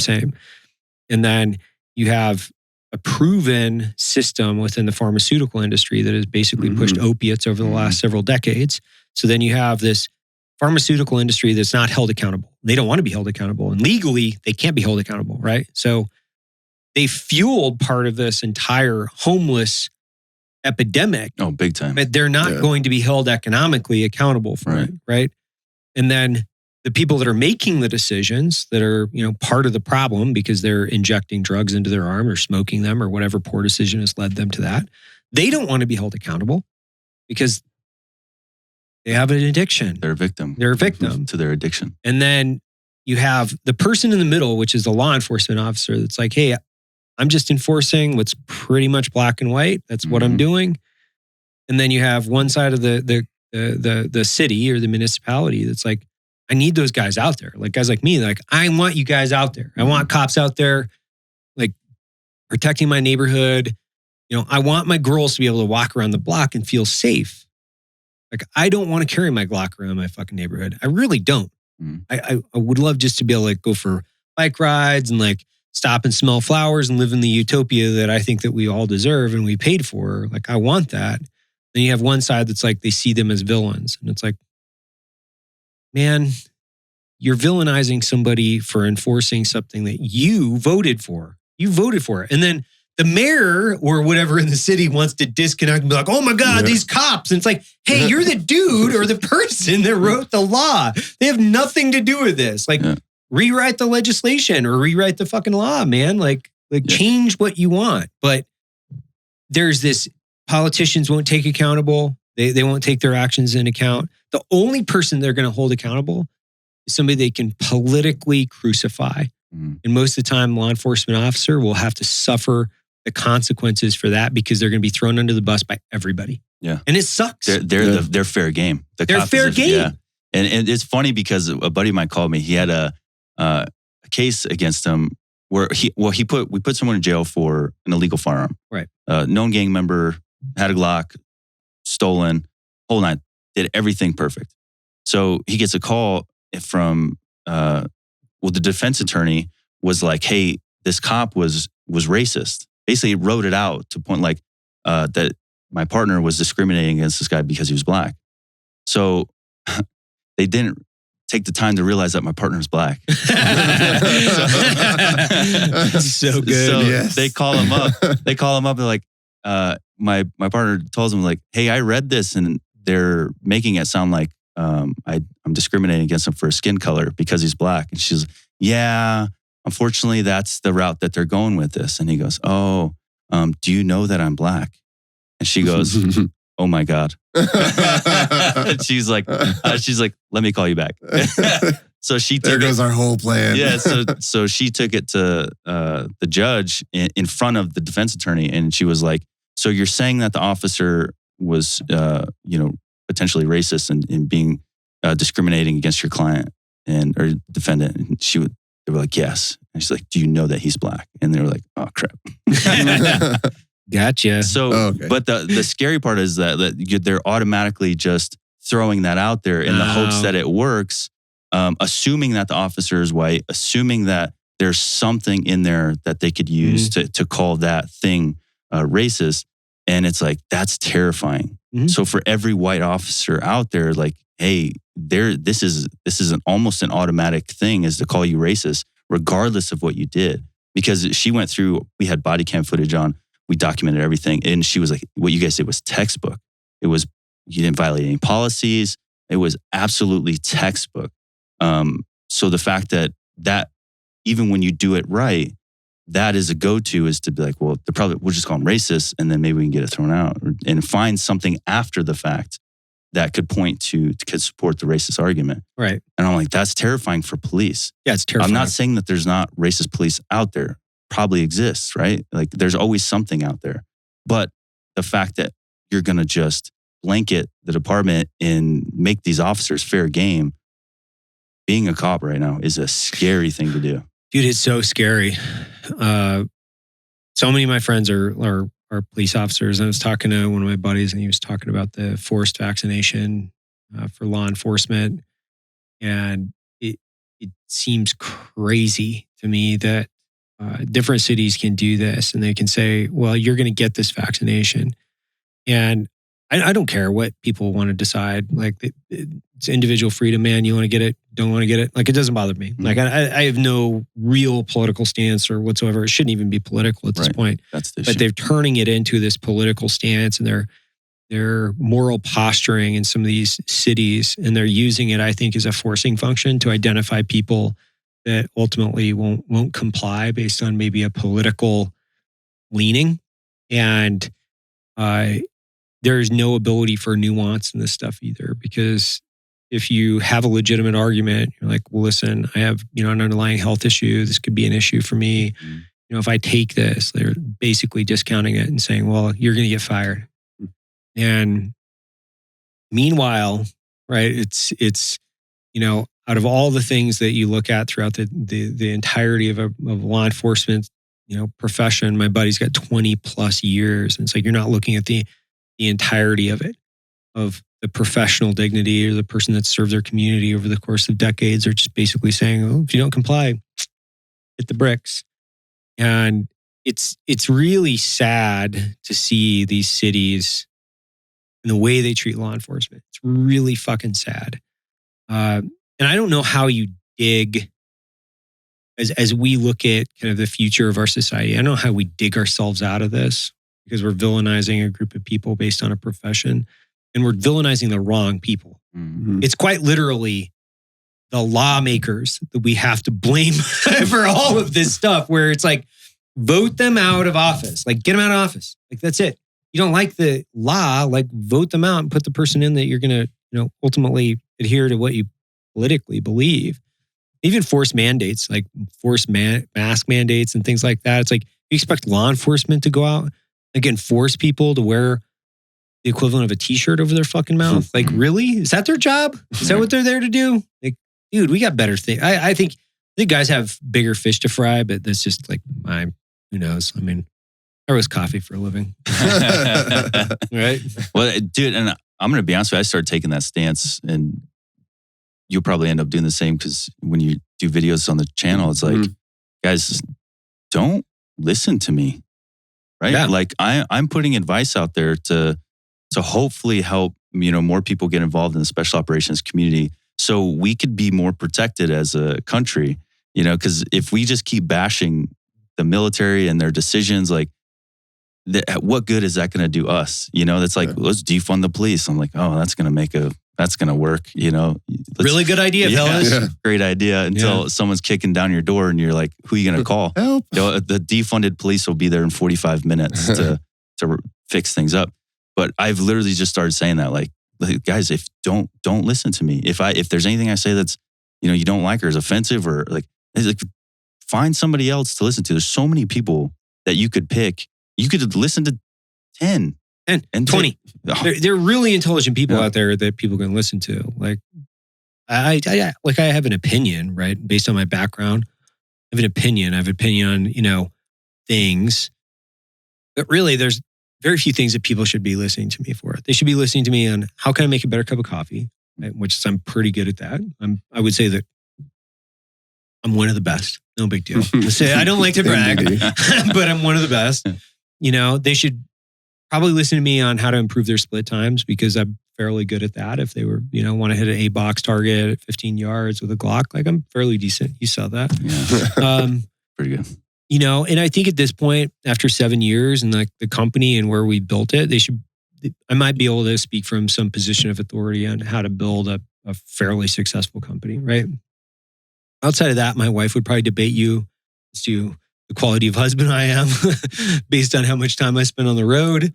And I do probably consider myself a decent father. I just don't really discuss that because everybody has their own parenting, opinion or perspective.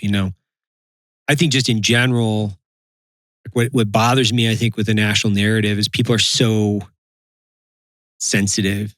Like they're just so sensitive and they're just so fucking weak. Yeah. Like it's like you're fucking weak. Like you're a weak-minded person if you can't take criticism or accept people's ideas and logically think through them without being triggered.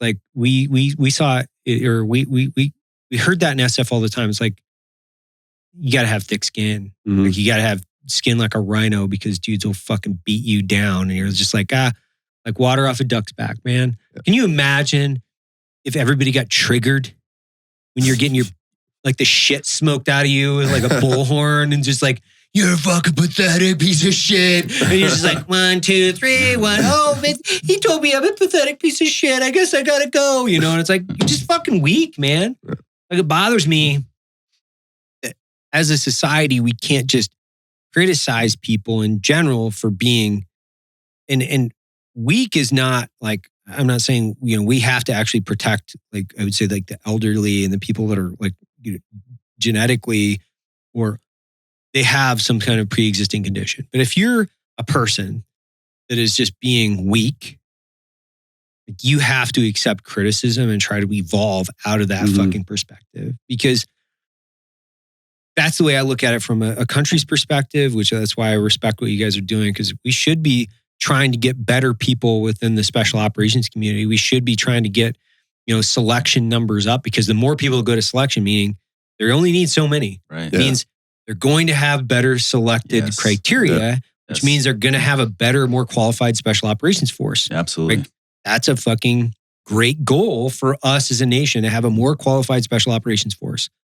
Like if we get bogged down and we get deterred from mission focus, we get put into these fucking tertiary political conversations where we're talking about things that don't matter. Like that's when it weakens the force. It takes us away from the focus. And I think I see that. What was that thing that oh God, I think Dan Crenshaw or somebody posted it yesterday, and they were talking about the transgender admiral or whatever. Oh, yeah. The same day that China launches like a supersonic nuclear weapon that like went around the world, and we're like, yeah, but we got this transgender admiral. Look at us. It's like a fucking terrifying reality we're living in. Or like Dave Chappelle's new. Oh yeah. new show. It's like, how do we can't even joke anymore? Like our comedians can't tell jokes? No. What do they do? Do we just fire all the comedians? Like, sorry, man, like everything you say offends somebody. So you got to stop telling jokes. That's the whole point of comedy. Right. It's like, you're going to be offended. Right. That's fun. Yeah. That's funny. Yeah.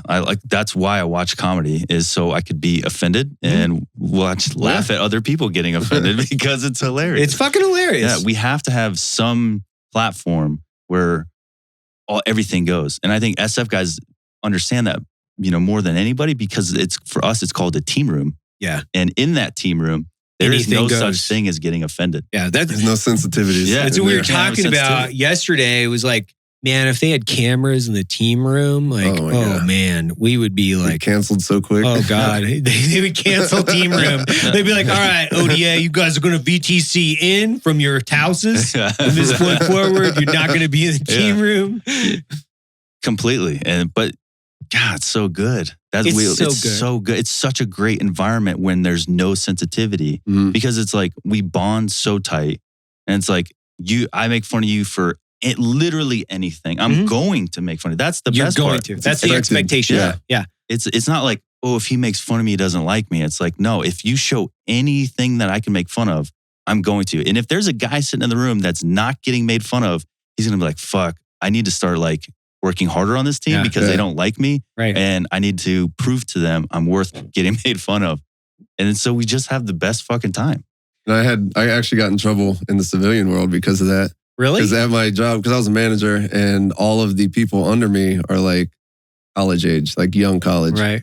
And so I was like, just, ribbing on some people, and they took it as I was picking on them. Yeah. And it's like, you're actually like one of my favorites on the team, which is why I'm this way towards you. If you're like this other person who I don't talk to at all, that's because I don't like that person. Yeah. But you see that difference in the, I guess, the environment that we were in, plus, compared to what they're in. And it's just, they don't like it. They can't deal with it. You can't hack. Everybody's too sensitive. They need to have that sign above the team room door, which is just like, weaknesses will be exploited. Like, they will. Like, if you show any weakness, it's like the wolves, you draw blood and the wolves come out. Like, it's like every dude comes out, it's like, oh man, did you get upset? Don't let him see it. Don't let him see it. Oh, did you just get upset? Oh, okay. Yeah. So that Andy figured that out about Abel making fun of his car. Oh, really? His little BMW. So now every time we do wine and rations, Abel's like, how many dicks you got to suck to get that thing started? And he just smashes them. And Abel doesn't get it. It's like, dude, you cannot show that it bothered you. Even if your face fucking tweaks a little bit. Got him. Yeah, you're looking for any chink of the armor. Like, you're just looking for it. And if you show any, I know for a fact, like, one of the things that like saved me is like when you can hit back verbally, and it's like, when the swords are out and people are trying to draw blood, but if you got a sharper tongue, motherfucker, like, you will survive. It's like, you're gonna start being a little more careful. Yeah. Because when it's a battle of the wits and people got their swords out in the fucking team room, like, I don't know how many dudes I just fucking shred. It's like, I had this senior 18 Delta, and we fucking hate each other to this day. But like, he had done like the best Ranger back in the day, like fucking 20 years ago or whatever. But he's a fat fuck. And it was just like, but you're fat now. I don't care what you did like 20 years ago, man. Like, you're fat now. Like, and it's like, oh, you can't call people fat. It's like, on an ODA, you can call people fat all the fucking time. You'd be like, dude, you're a fat ass. You'd like, I'd slap food out of his fucking hands and like do weird shit like that. I'd be like, come on, bro. Like, you don't need that. You know what I mean? You just ate like that's fucking life coaching. Yeah, it's life coaching. Yeah, it's life coaching. Like, you're making welcome. better humans. Yeah, like, toughen up. Like, that's the condemnation, I think, on society, is like just our lack of ability to toughen the fuck up. And like, that's why I was talking about it earlier. I was alluding to it, but I'm like, I've heard some negative things about not overtly negative, but like Goggins, right? It's like Goggins messaging. I'm like, what's he doing? It's offending any fucking soft guy. It's like, he's telling people to suck it the fuck up and be hard. Okay. Great. I agree with that message. Like, I think it's great. More people should be out there giving that message. Mhm. But it's to aggressive. People. It's too aggressive, or it's inciting. Like, it's like, dude, he's like running 100-mile races and like telling people that they need to fucking toughen up. Like, dude, that's cool. Good for him, man. He's backing it up.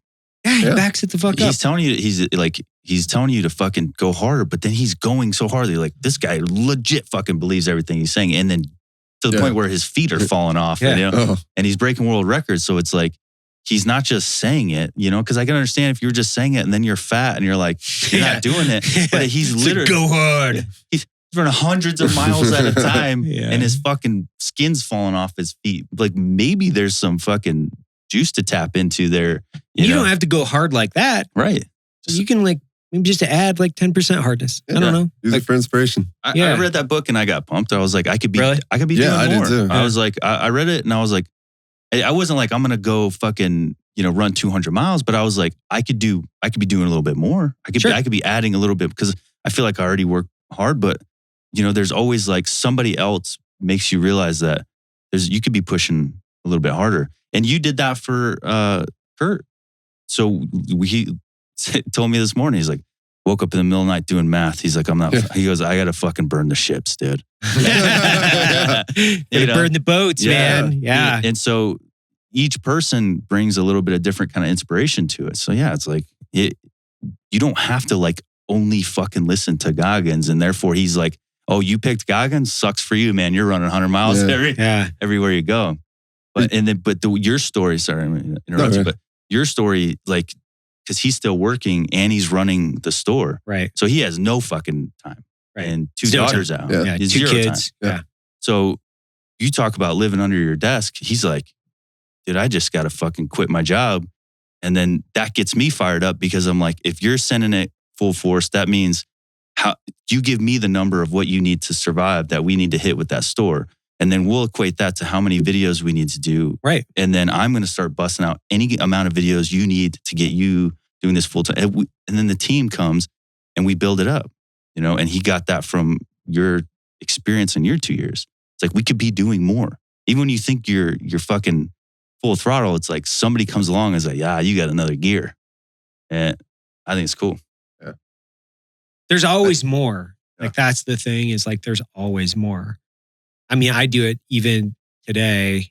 And when I say even today, right, it's like, I got home. So after we finished business yesterday, like I had 3 or 4 more meetings. And then, I was on the phone until 10:30 last night, give or take, right? So I was on the phone until like 10:30 last night, go to bed.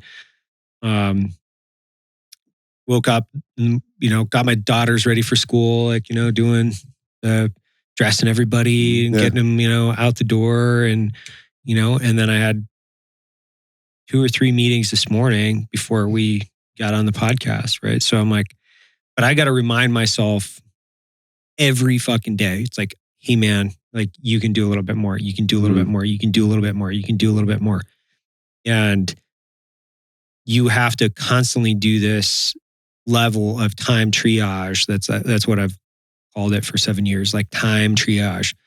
And if you get up a little bit earlier in the morning, maybe it's like 15 minutes. Like I haven't slept with an alarm clock for literally ever. Like for 7 years, I've never had an alarm clock because if I know I have to get up at like 5 o'clock in the morning, guess what? I'm typically up at 4:30 because my brain's already like, you got to get up at 5 or you got to get up at 4:30. And it's like, oh, I can do a little bit more. I can do a little bit more. I can do a little bit more. And it's like other people don't necessarily fire me up. Like, I like guys like that, like, guys that are pushing all the time. Like Rogan, that guy's busy, dude. He is working his ass off. Like, he's always out doing something. He's like on the road, doing it, not on the road doing his podcast, but he's on the road doing, shows. He's doing his podcast. He's hunting. He's fucking working out. He's just always doing more. And I was out in California hunting with him last week, and he was giving me a fucking archery lesson. he's like giving me a fucking archery lesson. I'm like, dude, this is badass, right? I'm like getting an archery lesson from a dude that's also busier than I am, you know, and he's showing me what he's learned from archery. So on top of everything else, the dude can also shoot the fucking shit out of a bow and give somebody a lesson. I'm like, I can give more. There's always a little bit more to wring out of that sponge. Yeah, I like that. And you got to pick them up from everybody, right? It's like, learn something from you, learn something from you. Not necessarily Colin. You got to pick it up from everybody. It's like your inspiration has to come from everybody. You don't have to follow that template. Yeah. Like, I'm not going to go run a fucking ultra marathon because somebody says I need to get hard, but I am going to go, dude, that takes a lot of fucking work and a ton of dedication. Shit, if that guy can do that, wow, I can allocate a bunch of time over here to do this.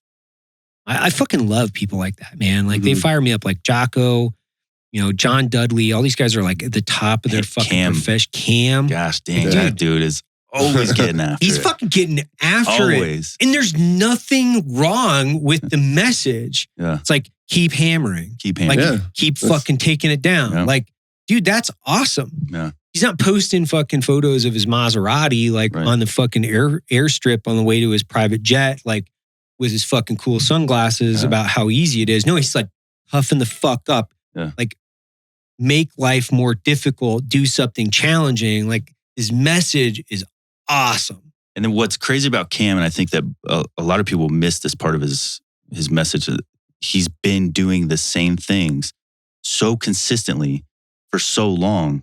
That's why he's at the level he's at. So many people, they're fucking scatterbrained, man. It's like 1 minute, I love this. And then the very next minute, you're like, I love this. And I did this for 3 months. And it's like, stop. Like, if you really want to get good at something, Cam has been doing nothing but fucking shooting bows, hunting, and working out for decades.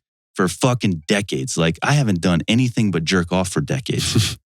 It's been the one consistent thing that I've been doing. Yeah, I'm pretty good at it. And I could smash that thing. Ask anybody. Ask anybody. Right. You know, good at it. Almost don't even need anything to look at anymore. If you do something for 3 months, this motion, like 3 months is not enough time to get good at anything, right? That's one thing I would say. You know, I look at things in years. Like, I look at things as like years, as total time in projects, and figuring out like, how do I figure out something, or how do I get better at something? I look at it in like years. Like, I don't even want to take on something that's going to take me a fucking month. Like, I don't give a shit about that. It's like, if I can learn it in a month and master it in a month, it's just not even worth it to me. It really isn't. Yeah. Like, hunting is one of those things that I can do year after year after year and always get better. And I'm never going to be the best. It's just, you're never going to be the best. You just keep working it and you're never going to be the best. Business evolves every day, all day long. You're never going to be the best, but you'll continue to evolve it, you know? So your guy from the shooting range, what's Isaac? Yeah. And then, so I walk in and you're just blown away by how big this shooting range. Oh, no, you're talking about... Oh, Neil. Yeah. Neil. So we met so many great people yesterday. But Neil Curry from Ready Gunner. From Ready Gunner. Awesome. So you walk into Ready Gunner and you're like, oh my God, like this place is huge. Like, it's so nice. Like, this dude has it figured out. And then you talk to him and he's like second store. In his head, he's just immediately talking about, we have to expand. And I'm like, that's nuts, man. You walk in this place and you're like, this guy's got it. He's done. He's already checked off the block and now he just has to write it out. And he's like, if I don't expand, it's going to be over. Like, I have to grow. And now he's talking about a second store. That this is a guy who crazy. Started it in his garage. Like, he was deploying back and forth as a contractor, started an FFL, started selling guns in his garage, like expanded, built his entire business, Ready Gunner, like basically out of his garage. Like him and Buff Cookie, it's Casey, she's freaking awesome. So he and his wife both, you go down to the shop, they're both fucking there. They're both working their ass off. Got a media department in the range. I was like, oh man, that's didn't smart. Expect to see super smart. Super smart. Yeah, super smart. And the whole idea of, I don't know, did they already put that out there? The monthly thing? Or is that something there? I think that's her monthly subscription. They've been out on that for a while. So that, I was like, that's such a cool idea, like to keep that going. So a monthly subscription to gun parts. I was like, I could build a gun and my wife would never know. Yeah. It's monthly subscription. Monthly subscription. Put it It's like an underneath, automatic thing. It's just labeled as food on the credit card. Yes. So it's fucking okay, Yes, man. It's awesome. food. If he can figure out how to have his bank draw for your monthly gun parts come out as like Netflix or something like that, he'll Netflix nail down the market for every gun person out with there. like an S at the end or some shit. Oh, Netflix. Oh, sorry. It's you spent. I think I spent so much time in Iraq. I have such a negative association with it that when it starts to get hot, I start getting so fucking pissed off. And it's only happened the last few years where I'm like, I get angry. I get angry at the heat. I'm like, fuck. It's 100 fucking degrees. Fuck this place. And I hate it. It's the whole thing about Florida, like the heat and the humidity in the summer times. It's miserable. Like right now, before I left, was the first cool day that we had. Really? Able to open the windows finally. Because we're looking at normally early November is when it starts to get cool. Right. I have a few days in January where it's actually cold. And like by cold, we're talking like mid 30s, high 30s. And then by March, April time, it's starting to warm back up again. In the summertime, sucks. Like 100, 110 sometimes. Humidity is like 90%. Even at nighttime, you think you're going to walk out and be cool. But as soon as you walk out, you're like cutting through the humidity with a knife. Start sweating automatically. So that was I like missed the cool. So that was a big change for you in Fort Lewis then. Oh, I loved it. I never, even before, so when I left, went to Fort Riley, Kansas. Then I went to Fort Bragg for the Q course. And then we went back to Washington. That drive was the first time I've ever seen mountains. It was like that drive to Washington. And so then I get there and Sergeant Major calls me in, and he's like, so from Florida, huh? He's like, you like to swim? I knew where that conversation was going. I was like, nope, I do not. No, sir. I was like, my extent of swimming is like floating in a pool with a beer in my hand. Oh, yeah. And then 3 weeks later, in dive school like the next day. Yeah, right. And then so like 3 weeks later, I get the call and I'm going to the mountain team. And I was like, well, don't know anything about mountains either. But that was a lot of fun. It's like climbing Mount Rainier, then going to Colorado for all the mountain courses out there. So I love mountains now. I just don't get to see them. Right. He was in the class where they got stuck up there. On Rainier? Oh, no, man. So that the first, I think it was the first one. No, it was the Winter Mountain course. I remember So seeing we it on went like to Fox. Rocky Mountain National Park and we were all split up into like 4 different teams and we all had a different peak. We were going to climb like 14ers. And one of our teams had 2 SEALs on it. And then the rest was all Green Berets. And they wound up getting... They got lost. No, they didn't get lost actually. The SEALs were up front and the SEALs were like bolting up and everybody else is trying to catch up with them. But a couple guys started going down with altitude sickness. And then like they started going down hard. So they were stuck on the side of the mountain.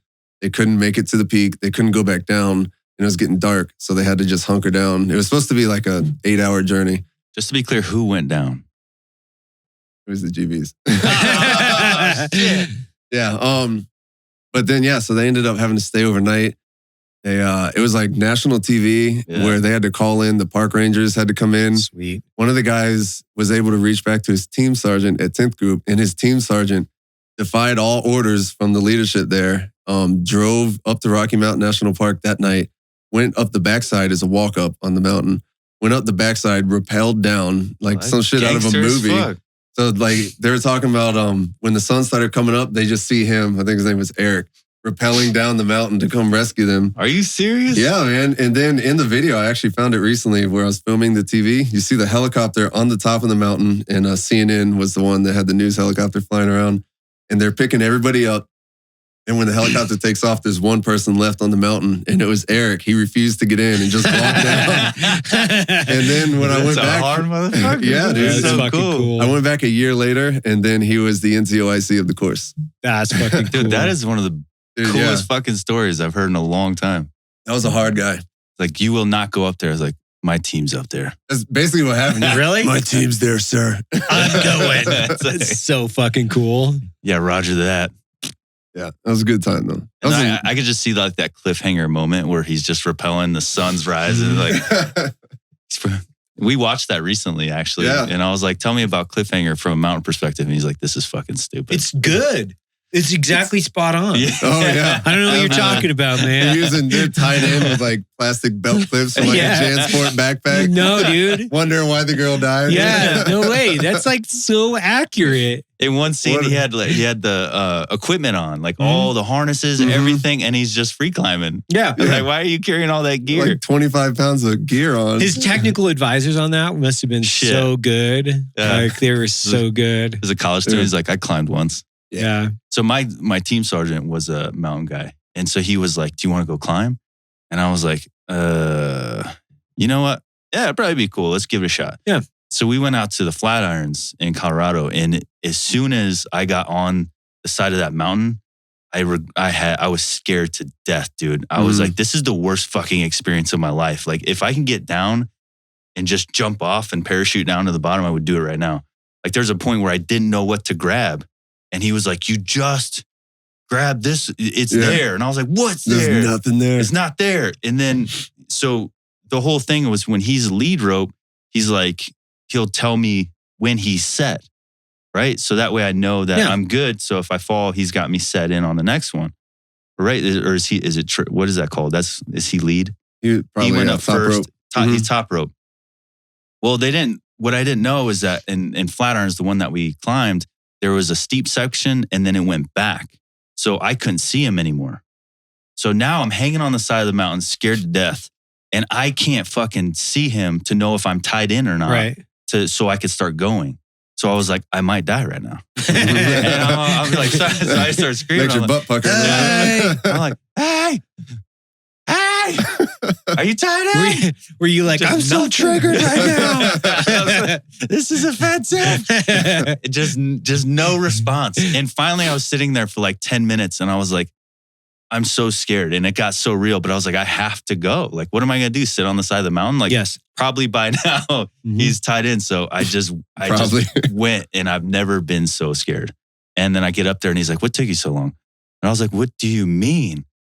I couldn't see you. And he's like, 2 shakes of the rope is you're tied in. 1 shake of the rope is don't go yet. And I was like, well, you didn't fucking tell me that.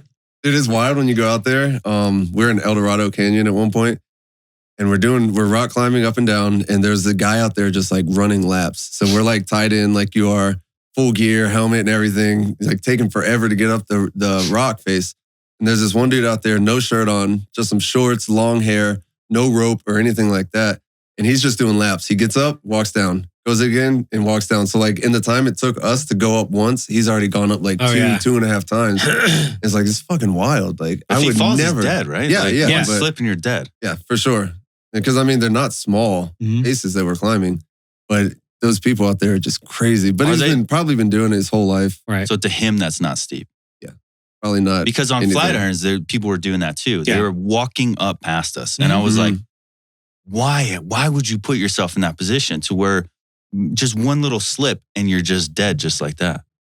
But maybe to them, they're so confident in their grip or something. I have no idea. It's like that. If I can get any closer to that thing, like if there was a hole, I would have put my dick in it just to be like a little bit closer to the wall. Just a little bit closer. Third point of contact. Yeah, exactly. 5 points of contact. There you go. Yeah. How did you get 5? What are the tools where you like anchor it into the crack? Which one? The chocks, the cams? The cams? I would have used my dick as a cam. Yeah, like if that would have fucking helped. I was so scared. You could have used like a Prince Albert with a chalk. Oh, yeah. Just like thrown it in there. Yeah. You know? Just give your arms a rest, lean back. Oh, yeah. Shake your arms out. Like that would have been great. I'd be so close to the wall because you're like, oh, like I'm so uncomfortable now. Just chafing my nipples. It's so cold. I used to climb up there. I had a house up in Boulder for a long time. Oh, wow. You're one of those. Well, Awesome. it sounds Boulder. cool. But my first job that I took was an ROTC instructor at CU. So I was going to work I was like, oh, this is fucking cool. I'm going to take a job up there. And so I got a house and then got a call. It's like, hey, do you want to come to work for, the agency? And I was like, yeah, I'd rather do that. But I already had a house there. Yeah. So I had this whole, plan where I was like, because I wasn't that old at that time, right? I was like 27, 28 years old, like freshly divorced. I was like, dude, I am going to fucking like smash my way through the grad program. Like all these, like that was my plan. And then it was like, bring, oh, it looks like I got a better job. So I had this, and it wasn't in Boulder, it was in between Netherland and Boulder. It's like 700 square foot little cabin up there, 3 acres. Oh, that's badass though. Yeah. So no cell coverage, like just wood burning stove. It's And amazing. so I would come home from like, working in Iraq and go up there and spend like 3 weeks or a month in my fucking little cabin, just like That would be amazing. Nice place. read books and hang out. And There one of those popped up. I think it was like 700 square feet, and it was either Golden or Boulder, and it was a little cabin like that. And I called as soon as I saw it, and I was like, hey, we'll take it. I'll take it. I'll give you asking. And she just laughed at me. she's like, that's funny. She's like, that's cute. Yeah. She's like, there was 10 bids within 30 seconds, all well over asking. I was like, Oh, lame. you know what? Like in your head, you commit to something because you're like, I'll give you asking. So it's a done deal. Like Right. you're like, I want $10. You're like, I have $10. I'll buy it. And you think, so in my head, I was excited. I was like, we're getting a cabin. Score. Dude. I'm going to call her, get a cabin. She just laughed. She's like, do you not know about Boulder? Yeah. This is one of the most sought after places to live. Well, and it's wild because it's like, I don't understand why. Like after being there and being there back and forth, like you'll get a ticket if you don't have your dog on a fucking leash. Like it's nuts. Yeah. And there are places up there that are really cool, like up around outside of Boulder, up in Netherland. Like that place is fucking badass. Like great running trails, great hiking trails. Not a lot of people up there, but you get in Boulder, like that place is nuts. Like they were rioting, or they were having some protests because there was an elk that had been hit by a truck on the side of the road, and it was dying, and the cop got out and put it down. Yeah. Did the ethical thing. Right.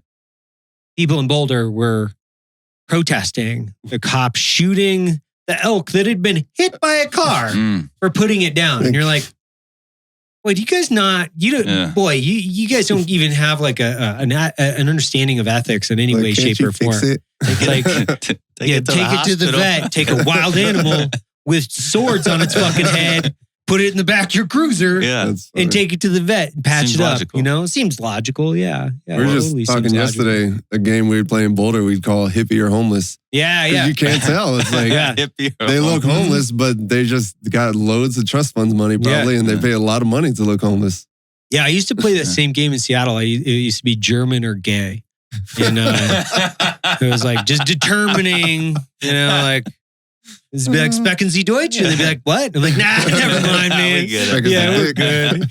I understand. Yeah.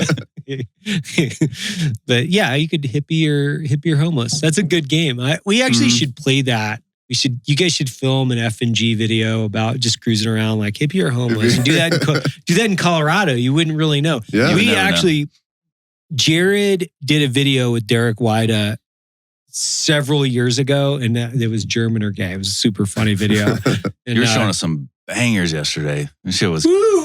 Man, we used to go hard in the paint, boys. I know, Yeah. man. Yeah. That shit was hilarious. That's.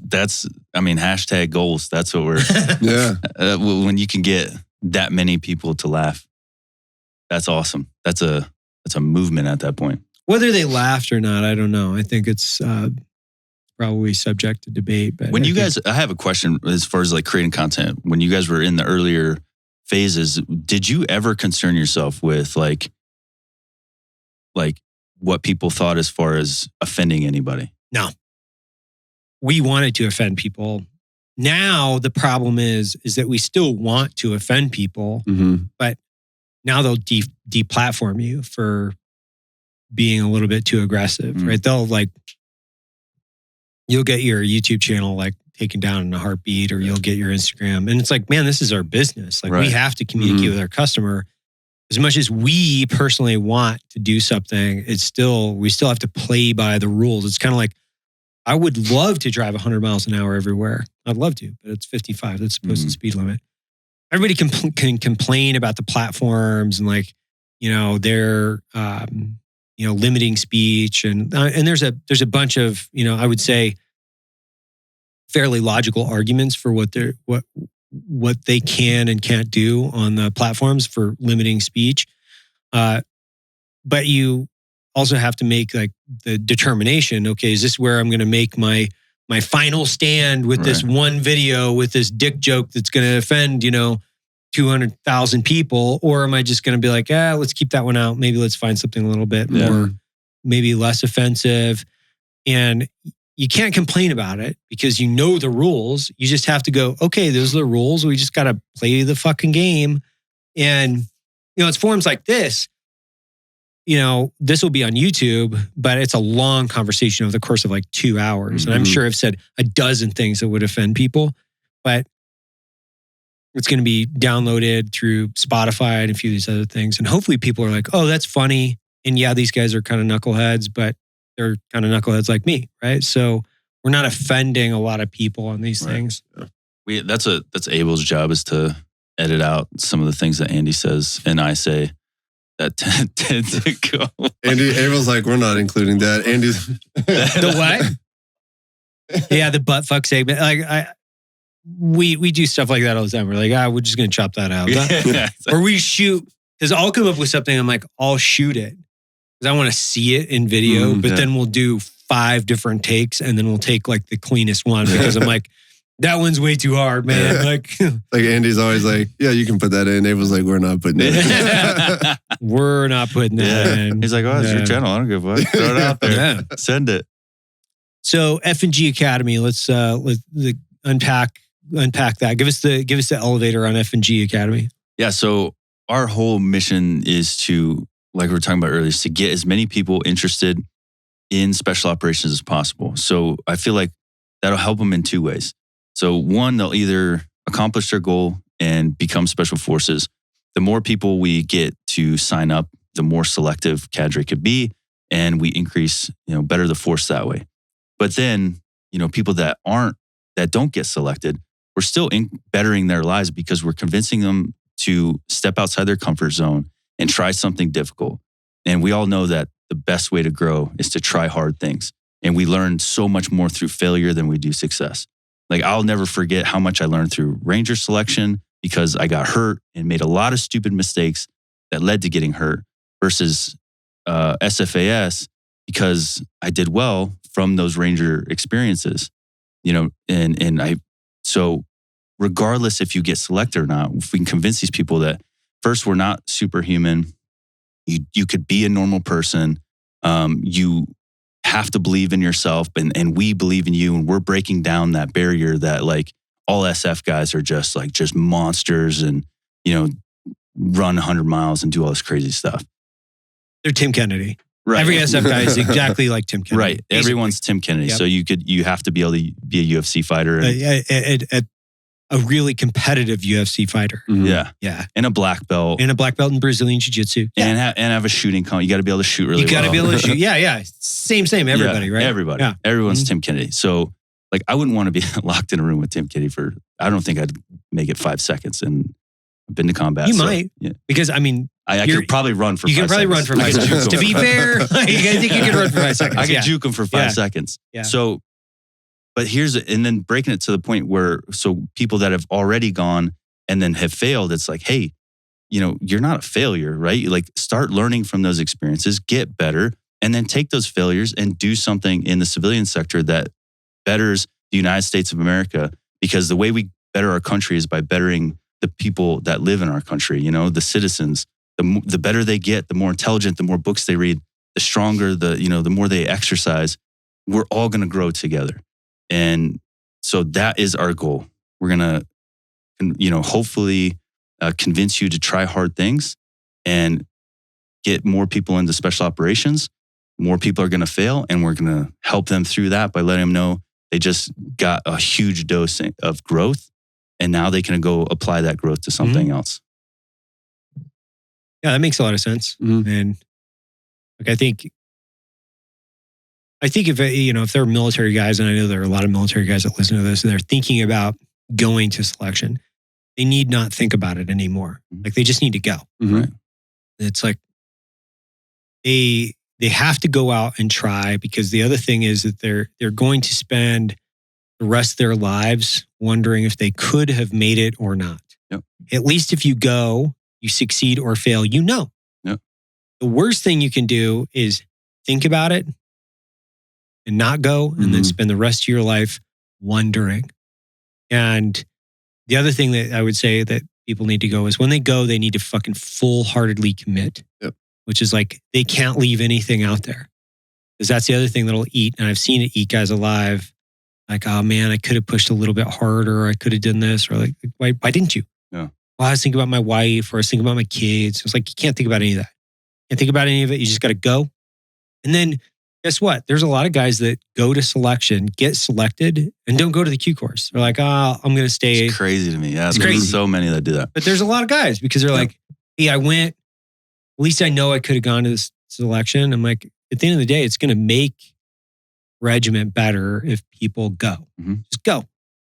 And I think a lot of people, they have that stigma where like, oh, I didn't go. I didn't do this. I didn't do that. I was like, oh, I don't care. Like I wasn't looking negatively on anyone because they didn't go. I was definitely going to look negatively on myself if I didn't go. Like I don't give a shit. Like it's awesome. I think if you did whatever it is that you did, that's cool. Yeah. Like you served. That's what you wanted to do. Did you leave anything out there? No. Well, cool. Yeah. That's awesome, man. Like, good for you. That's rad. Yeah. I get so many messages from infantry guys. They're like, oh, I was just infantry. Like, why do you say that? Why do you say just infantry? Like, there's so many infantry guys out there that have way more combat than a lot of SF guys. Like, we're in the real shit and done some amazing heroic things. Like, why say just infantrymen? Like, that's a badass job and you should be super proud of that. Medics, whatever you did, if you owned it, like you said, and you put everything out on the line, that's fucking awesome. And it took me a long time to realize that, like, because I signed up as a cook. I spent like the first part of my military career just being ashamed, not realizing that there was a subculture because I wanted the Ranger contract. And they're like, you can only get it if you go 9-2 golf, whatever. He lied to me, but not realizing. You don't say. Yeah. So not realizing there was a subculture that if you were a cook, that somehow you're trying to avoid combat. And me as a young man, that hurt my feelings because I'm like, I'm trying to get into that environment. So, but it took me a long time to realize, and it really started with going on Cleared Hot with Andy to unpack that, and then coming up with Wine and Rations to where now we're exploiting the fact that I was a cook and having fun with it and being proud of the fact that, you know what? I'm not embarrassed of the fact that I was a cook anymore. I was willing to go fucking flip eggs just so I could say, I was a ranger. And that meant that much to me that you could say, will you flip eggs to get that title and to just be around high-speed people because we're not going to let you be an infantryman right now? Yes, I will flip eggs and hang out with people and do whatever I have to do to get around the people I want to be around. And then once I'm there, then I'll figure out my way to be an infantryman and be around the boys, and shooting guns. But it took a long time for me to change that perspective about myself and just be proud of the things I've done. And there's so many people that just, especially military guys, they just career shame. Like, oh, you were SF for how long? Yeah, it's always like for how long? Yeah. Oh, did you go to Ranger school? Like, oh, what did you do? How many deployments did you have? Where did you go? It's like, why does this have to be you versus me? And you want the resume? Go to like perfect SF guy, go Tim Kennedy. You want the perfect resume? Mike Glover. Like, what else can you do more than Mike did? But it's funny because those guys even suffer the same type of criticisms at times by other SF guys. And it's wild, man. Like, it's like, because there's always something better, right? It's like, the guys that go on to Delta, like they're in a different category, right? So it's like, Rangers, SF, Delta, and then the guys that go on to like, more of a paramilitary CIA side or whatever it is. Like there's always like this, the other rung, right? It's like the other rung, and it's like, or you can just be fucking super proud of what you've accomplished and whatever MOS you were, leave nothing on the table. It's like, dude, I left nothing on the field. Yeah. Like I did the best I could. I served my country. I love it. It's like being the top of your profession in your MOS. There is something to be said about that. I wholeheartedly agree. I worked with tons of guys in the infantry that they were a bit, they're like, I'm just an infantry guy. I'm like, dude, you guys are killing it, man. Like, holy shit. What you're doing is really fucking hard, and you're carrying a really heavy load for a bunch of other guys that are only going out at night, you know? And it's not discounting them because they've got a really fucking important mission. It's like, I do the same thing. I'm like, bro, come on, don't say stuff like that. It's like, or truck drivers. Like, there's guys that were here that were like truck drivers. I was just a truck driver. It's like, bro, I wouldn't want to drive a truck. I would not have wanted to drive a truck in Iraq in 2005. Like, I was like cruising around in like low-vis, you know, vans and Corollas and fucking crazy ass shit, like hiding in plain sight, or going out with, you know, 10 gun trucks and fucking guns everywhere. You know what I mean? I was not driving in a truck with, you know, an M16 with iron sights and a K-pot. Like, dude, that sucked. Yeah. It sucked for those guys. My first deployment, getting in the back with the 88 mics, like, because I would go with the Sergeant Major, and the Sergeant Major wants to go visit his guys all over Afghanistan. So how are we going to get there? 88 mics got a shipment they got to transport. It's like, we'll hop in the back and go with us. And the whole time you're just like, is it going to go up my spine? Like, is it going to fuck my shit up from my asshole to my head? Like, what is this explosion going to be like? You already know that fucking 3 of them have been blown up in the past 2 weeks. So we're just, the whole time you're just like, fuck, don't blow up. Fuck, don't blow up. You hear any kind of popping or bang, you're like, there goes my butthole. Yeah, like, it's like a fucking blow a tire and you're like, oh! Like, it's just terrifying. Yeah, it's fucking terrifying. No one wants to be an IED finder. No. So, yeah, I think if everyone could just learn how to be proud of what they've done, then, but that puts you in a different element too. It's like, and that's where I think that we try to, and all of us, right, with content creation, like, let's connect. Let's show you that you're better than you think you are, because you guys are, people out there are so fucking hard on themselves. So hard. Like, and they listen to too much criticism versus just owning their shit and being like, you know what? This is what I like to do. This is who I am. This is what I like to do. And being proud, like you said, just like, hey, own it. Own it. Me too, man. Yeah. Like, that's cool. I think that's one of the things that's taken me a long time to understand. Like, just own it. Just be like, hey, that's who I am. This is what I like to do. Cool. Yeah. And then when you're there, it takes a lot of growth, individual growth, to get to that psychological point where you're like, oh, I'm cool with just being this. You know, like, I'm totally cool. You know, when I got off the road, my entire identity was wrapped up into being like, you know, a CIA, CQB fucking guy, right? My entire identity was like, shoot fast, fucking clear buildings. Like, that was my thing. And I was like, oh, I don't have that anymore. So now, you know, I like, so coffee is part of my professional identity. I like this. So I like it way better, actually. It's way more fun. It's crazy. Like, you, and talking to your guys, because you got a big community still of current and recently out operatives. Yeah. You know, and so, like, being around them, I'm like, yeah, man, they're like, they're very, very serious about what they do. And it's like, we're talking about shooting immediately, and we're talking about optics, and like, their head is in the game. Oh yeah. And it's crazy to like see them still, that people are out there still fucking knee deep in that. And you're surrounded by it. It's not like you go to work every day and it's just people making coffee that have nothing to do. It's like, there's current operators in this building. In my lab yesterday. Yeah. We were in my lab and it's like, that guy's a gardener. It's like, Abel, blur his face. Yeah, blur his face, put a box on it. And they're everywhere, like, every day. Like, there's always guys from all the TF color spectrum. Like, it's guys from the Bureau or DEA or, you know, Delta or wherever. And they're always cruising around, and they're in the coffee lab, like, making coffee with us and hanging out, and we're talking guns or whatever. It's like, that's just, for me, that's fun. Yeah. Like, it still maintains, like, I get to maintain kind of a little bit. Like, I'm not close to being in the culture. I'm just like, I get to, like, keep up with my buddies and see what they're doing. And it's fun to hear their stories. And it really is like, you know, they're doing this or they're doing that. And, you know, they never relinquish anything classified, but it's kind of cool just to know, like, oh man, still fucking getting it on. You haven't hung up the spurs. Like, it's fucking, it's legit. You're still getting it on. That's kind of how this is for me. Like, the whole,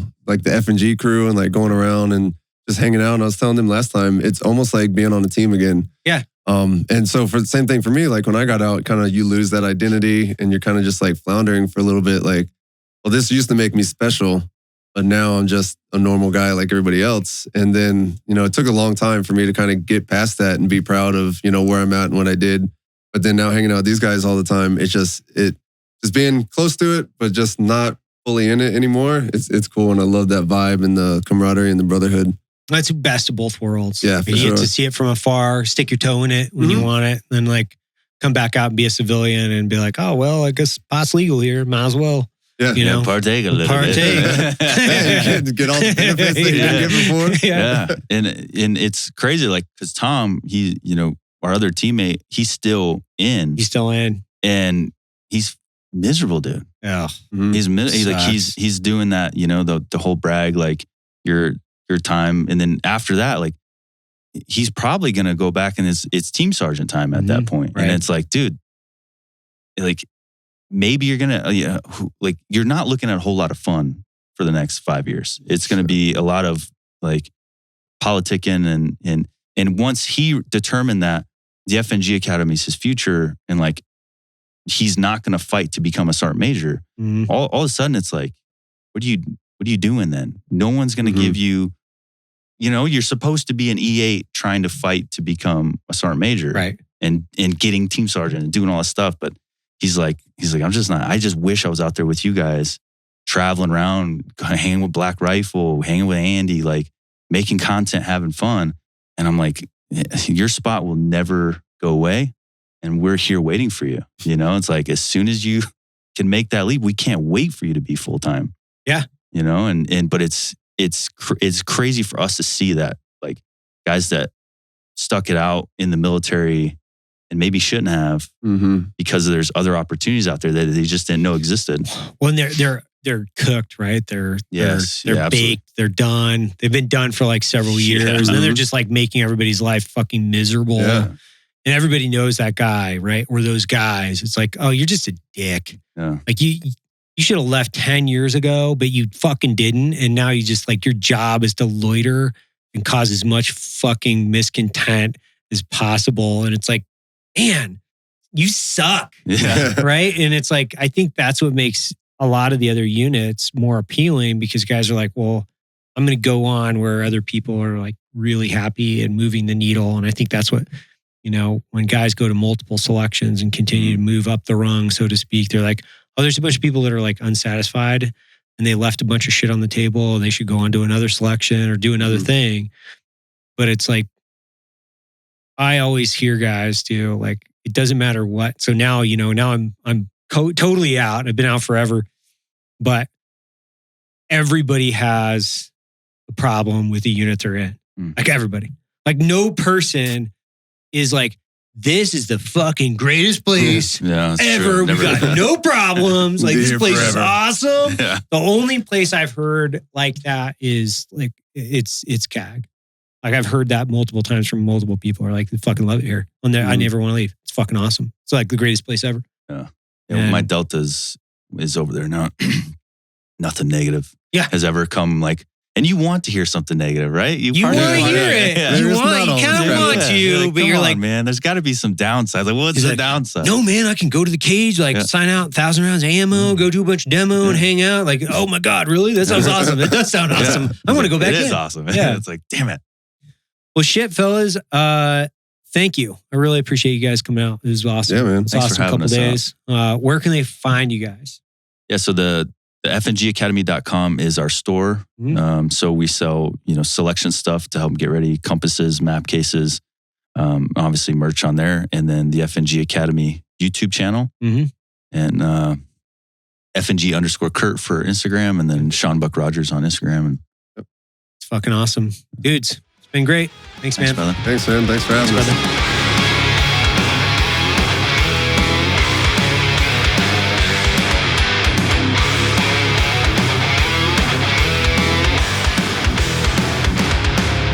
That concludes today's training. Any questions?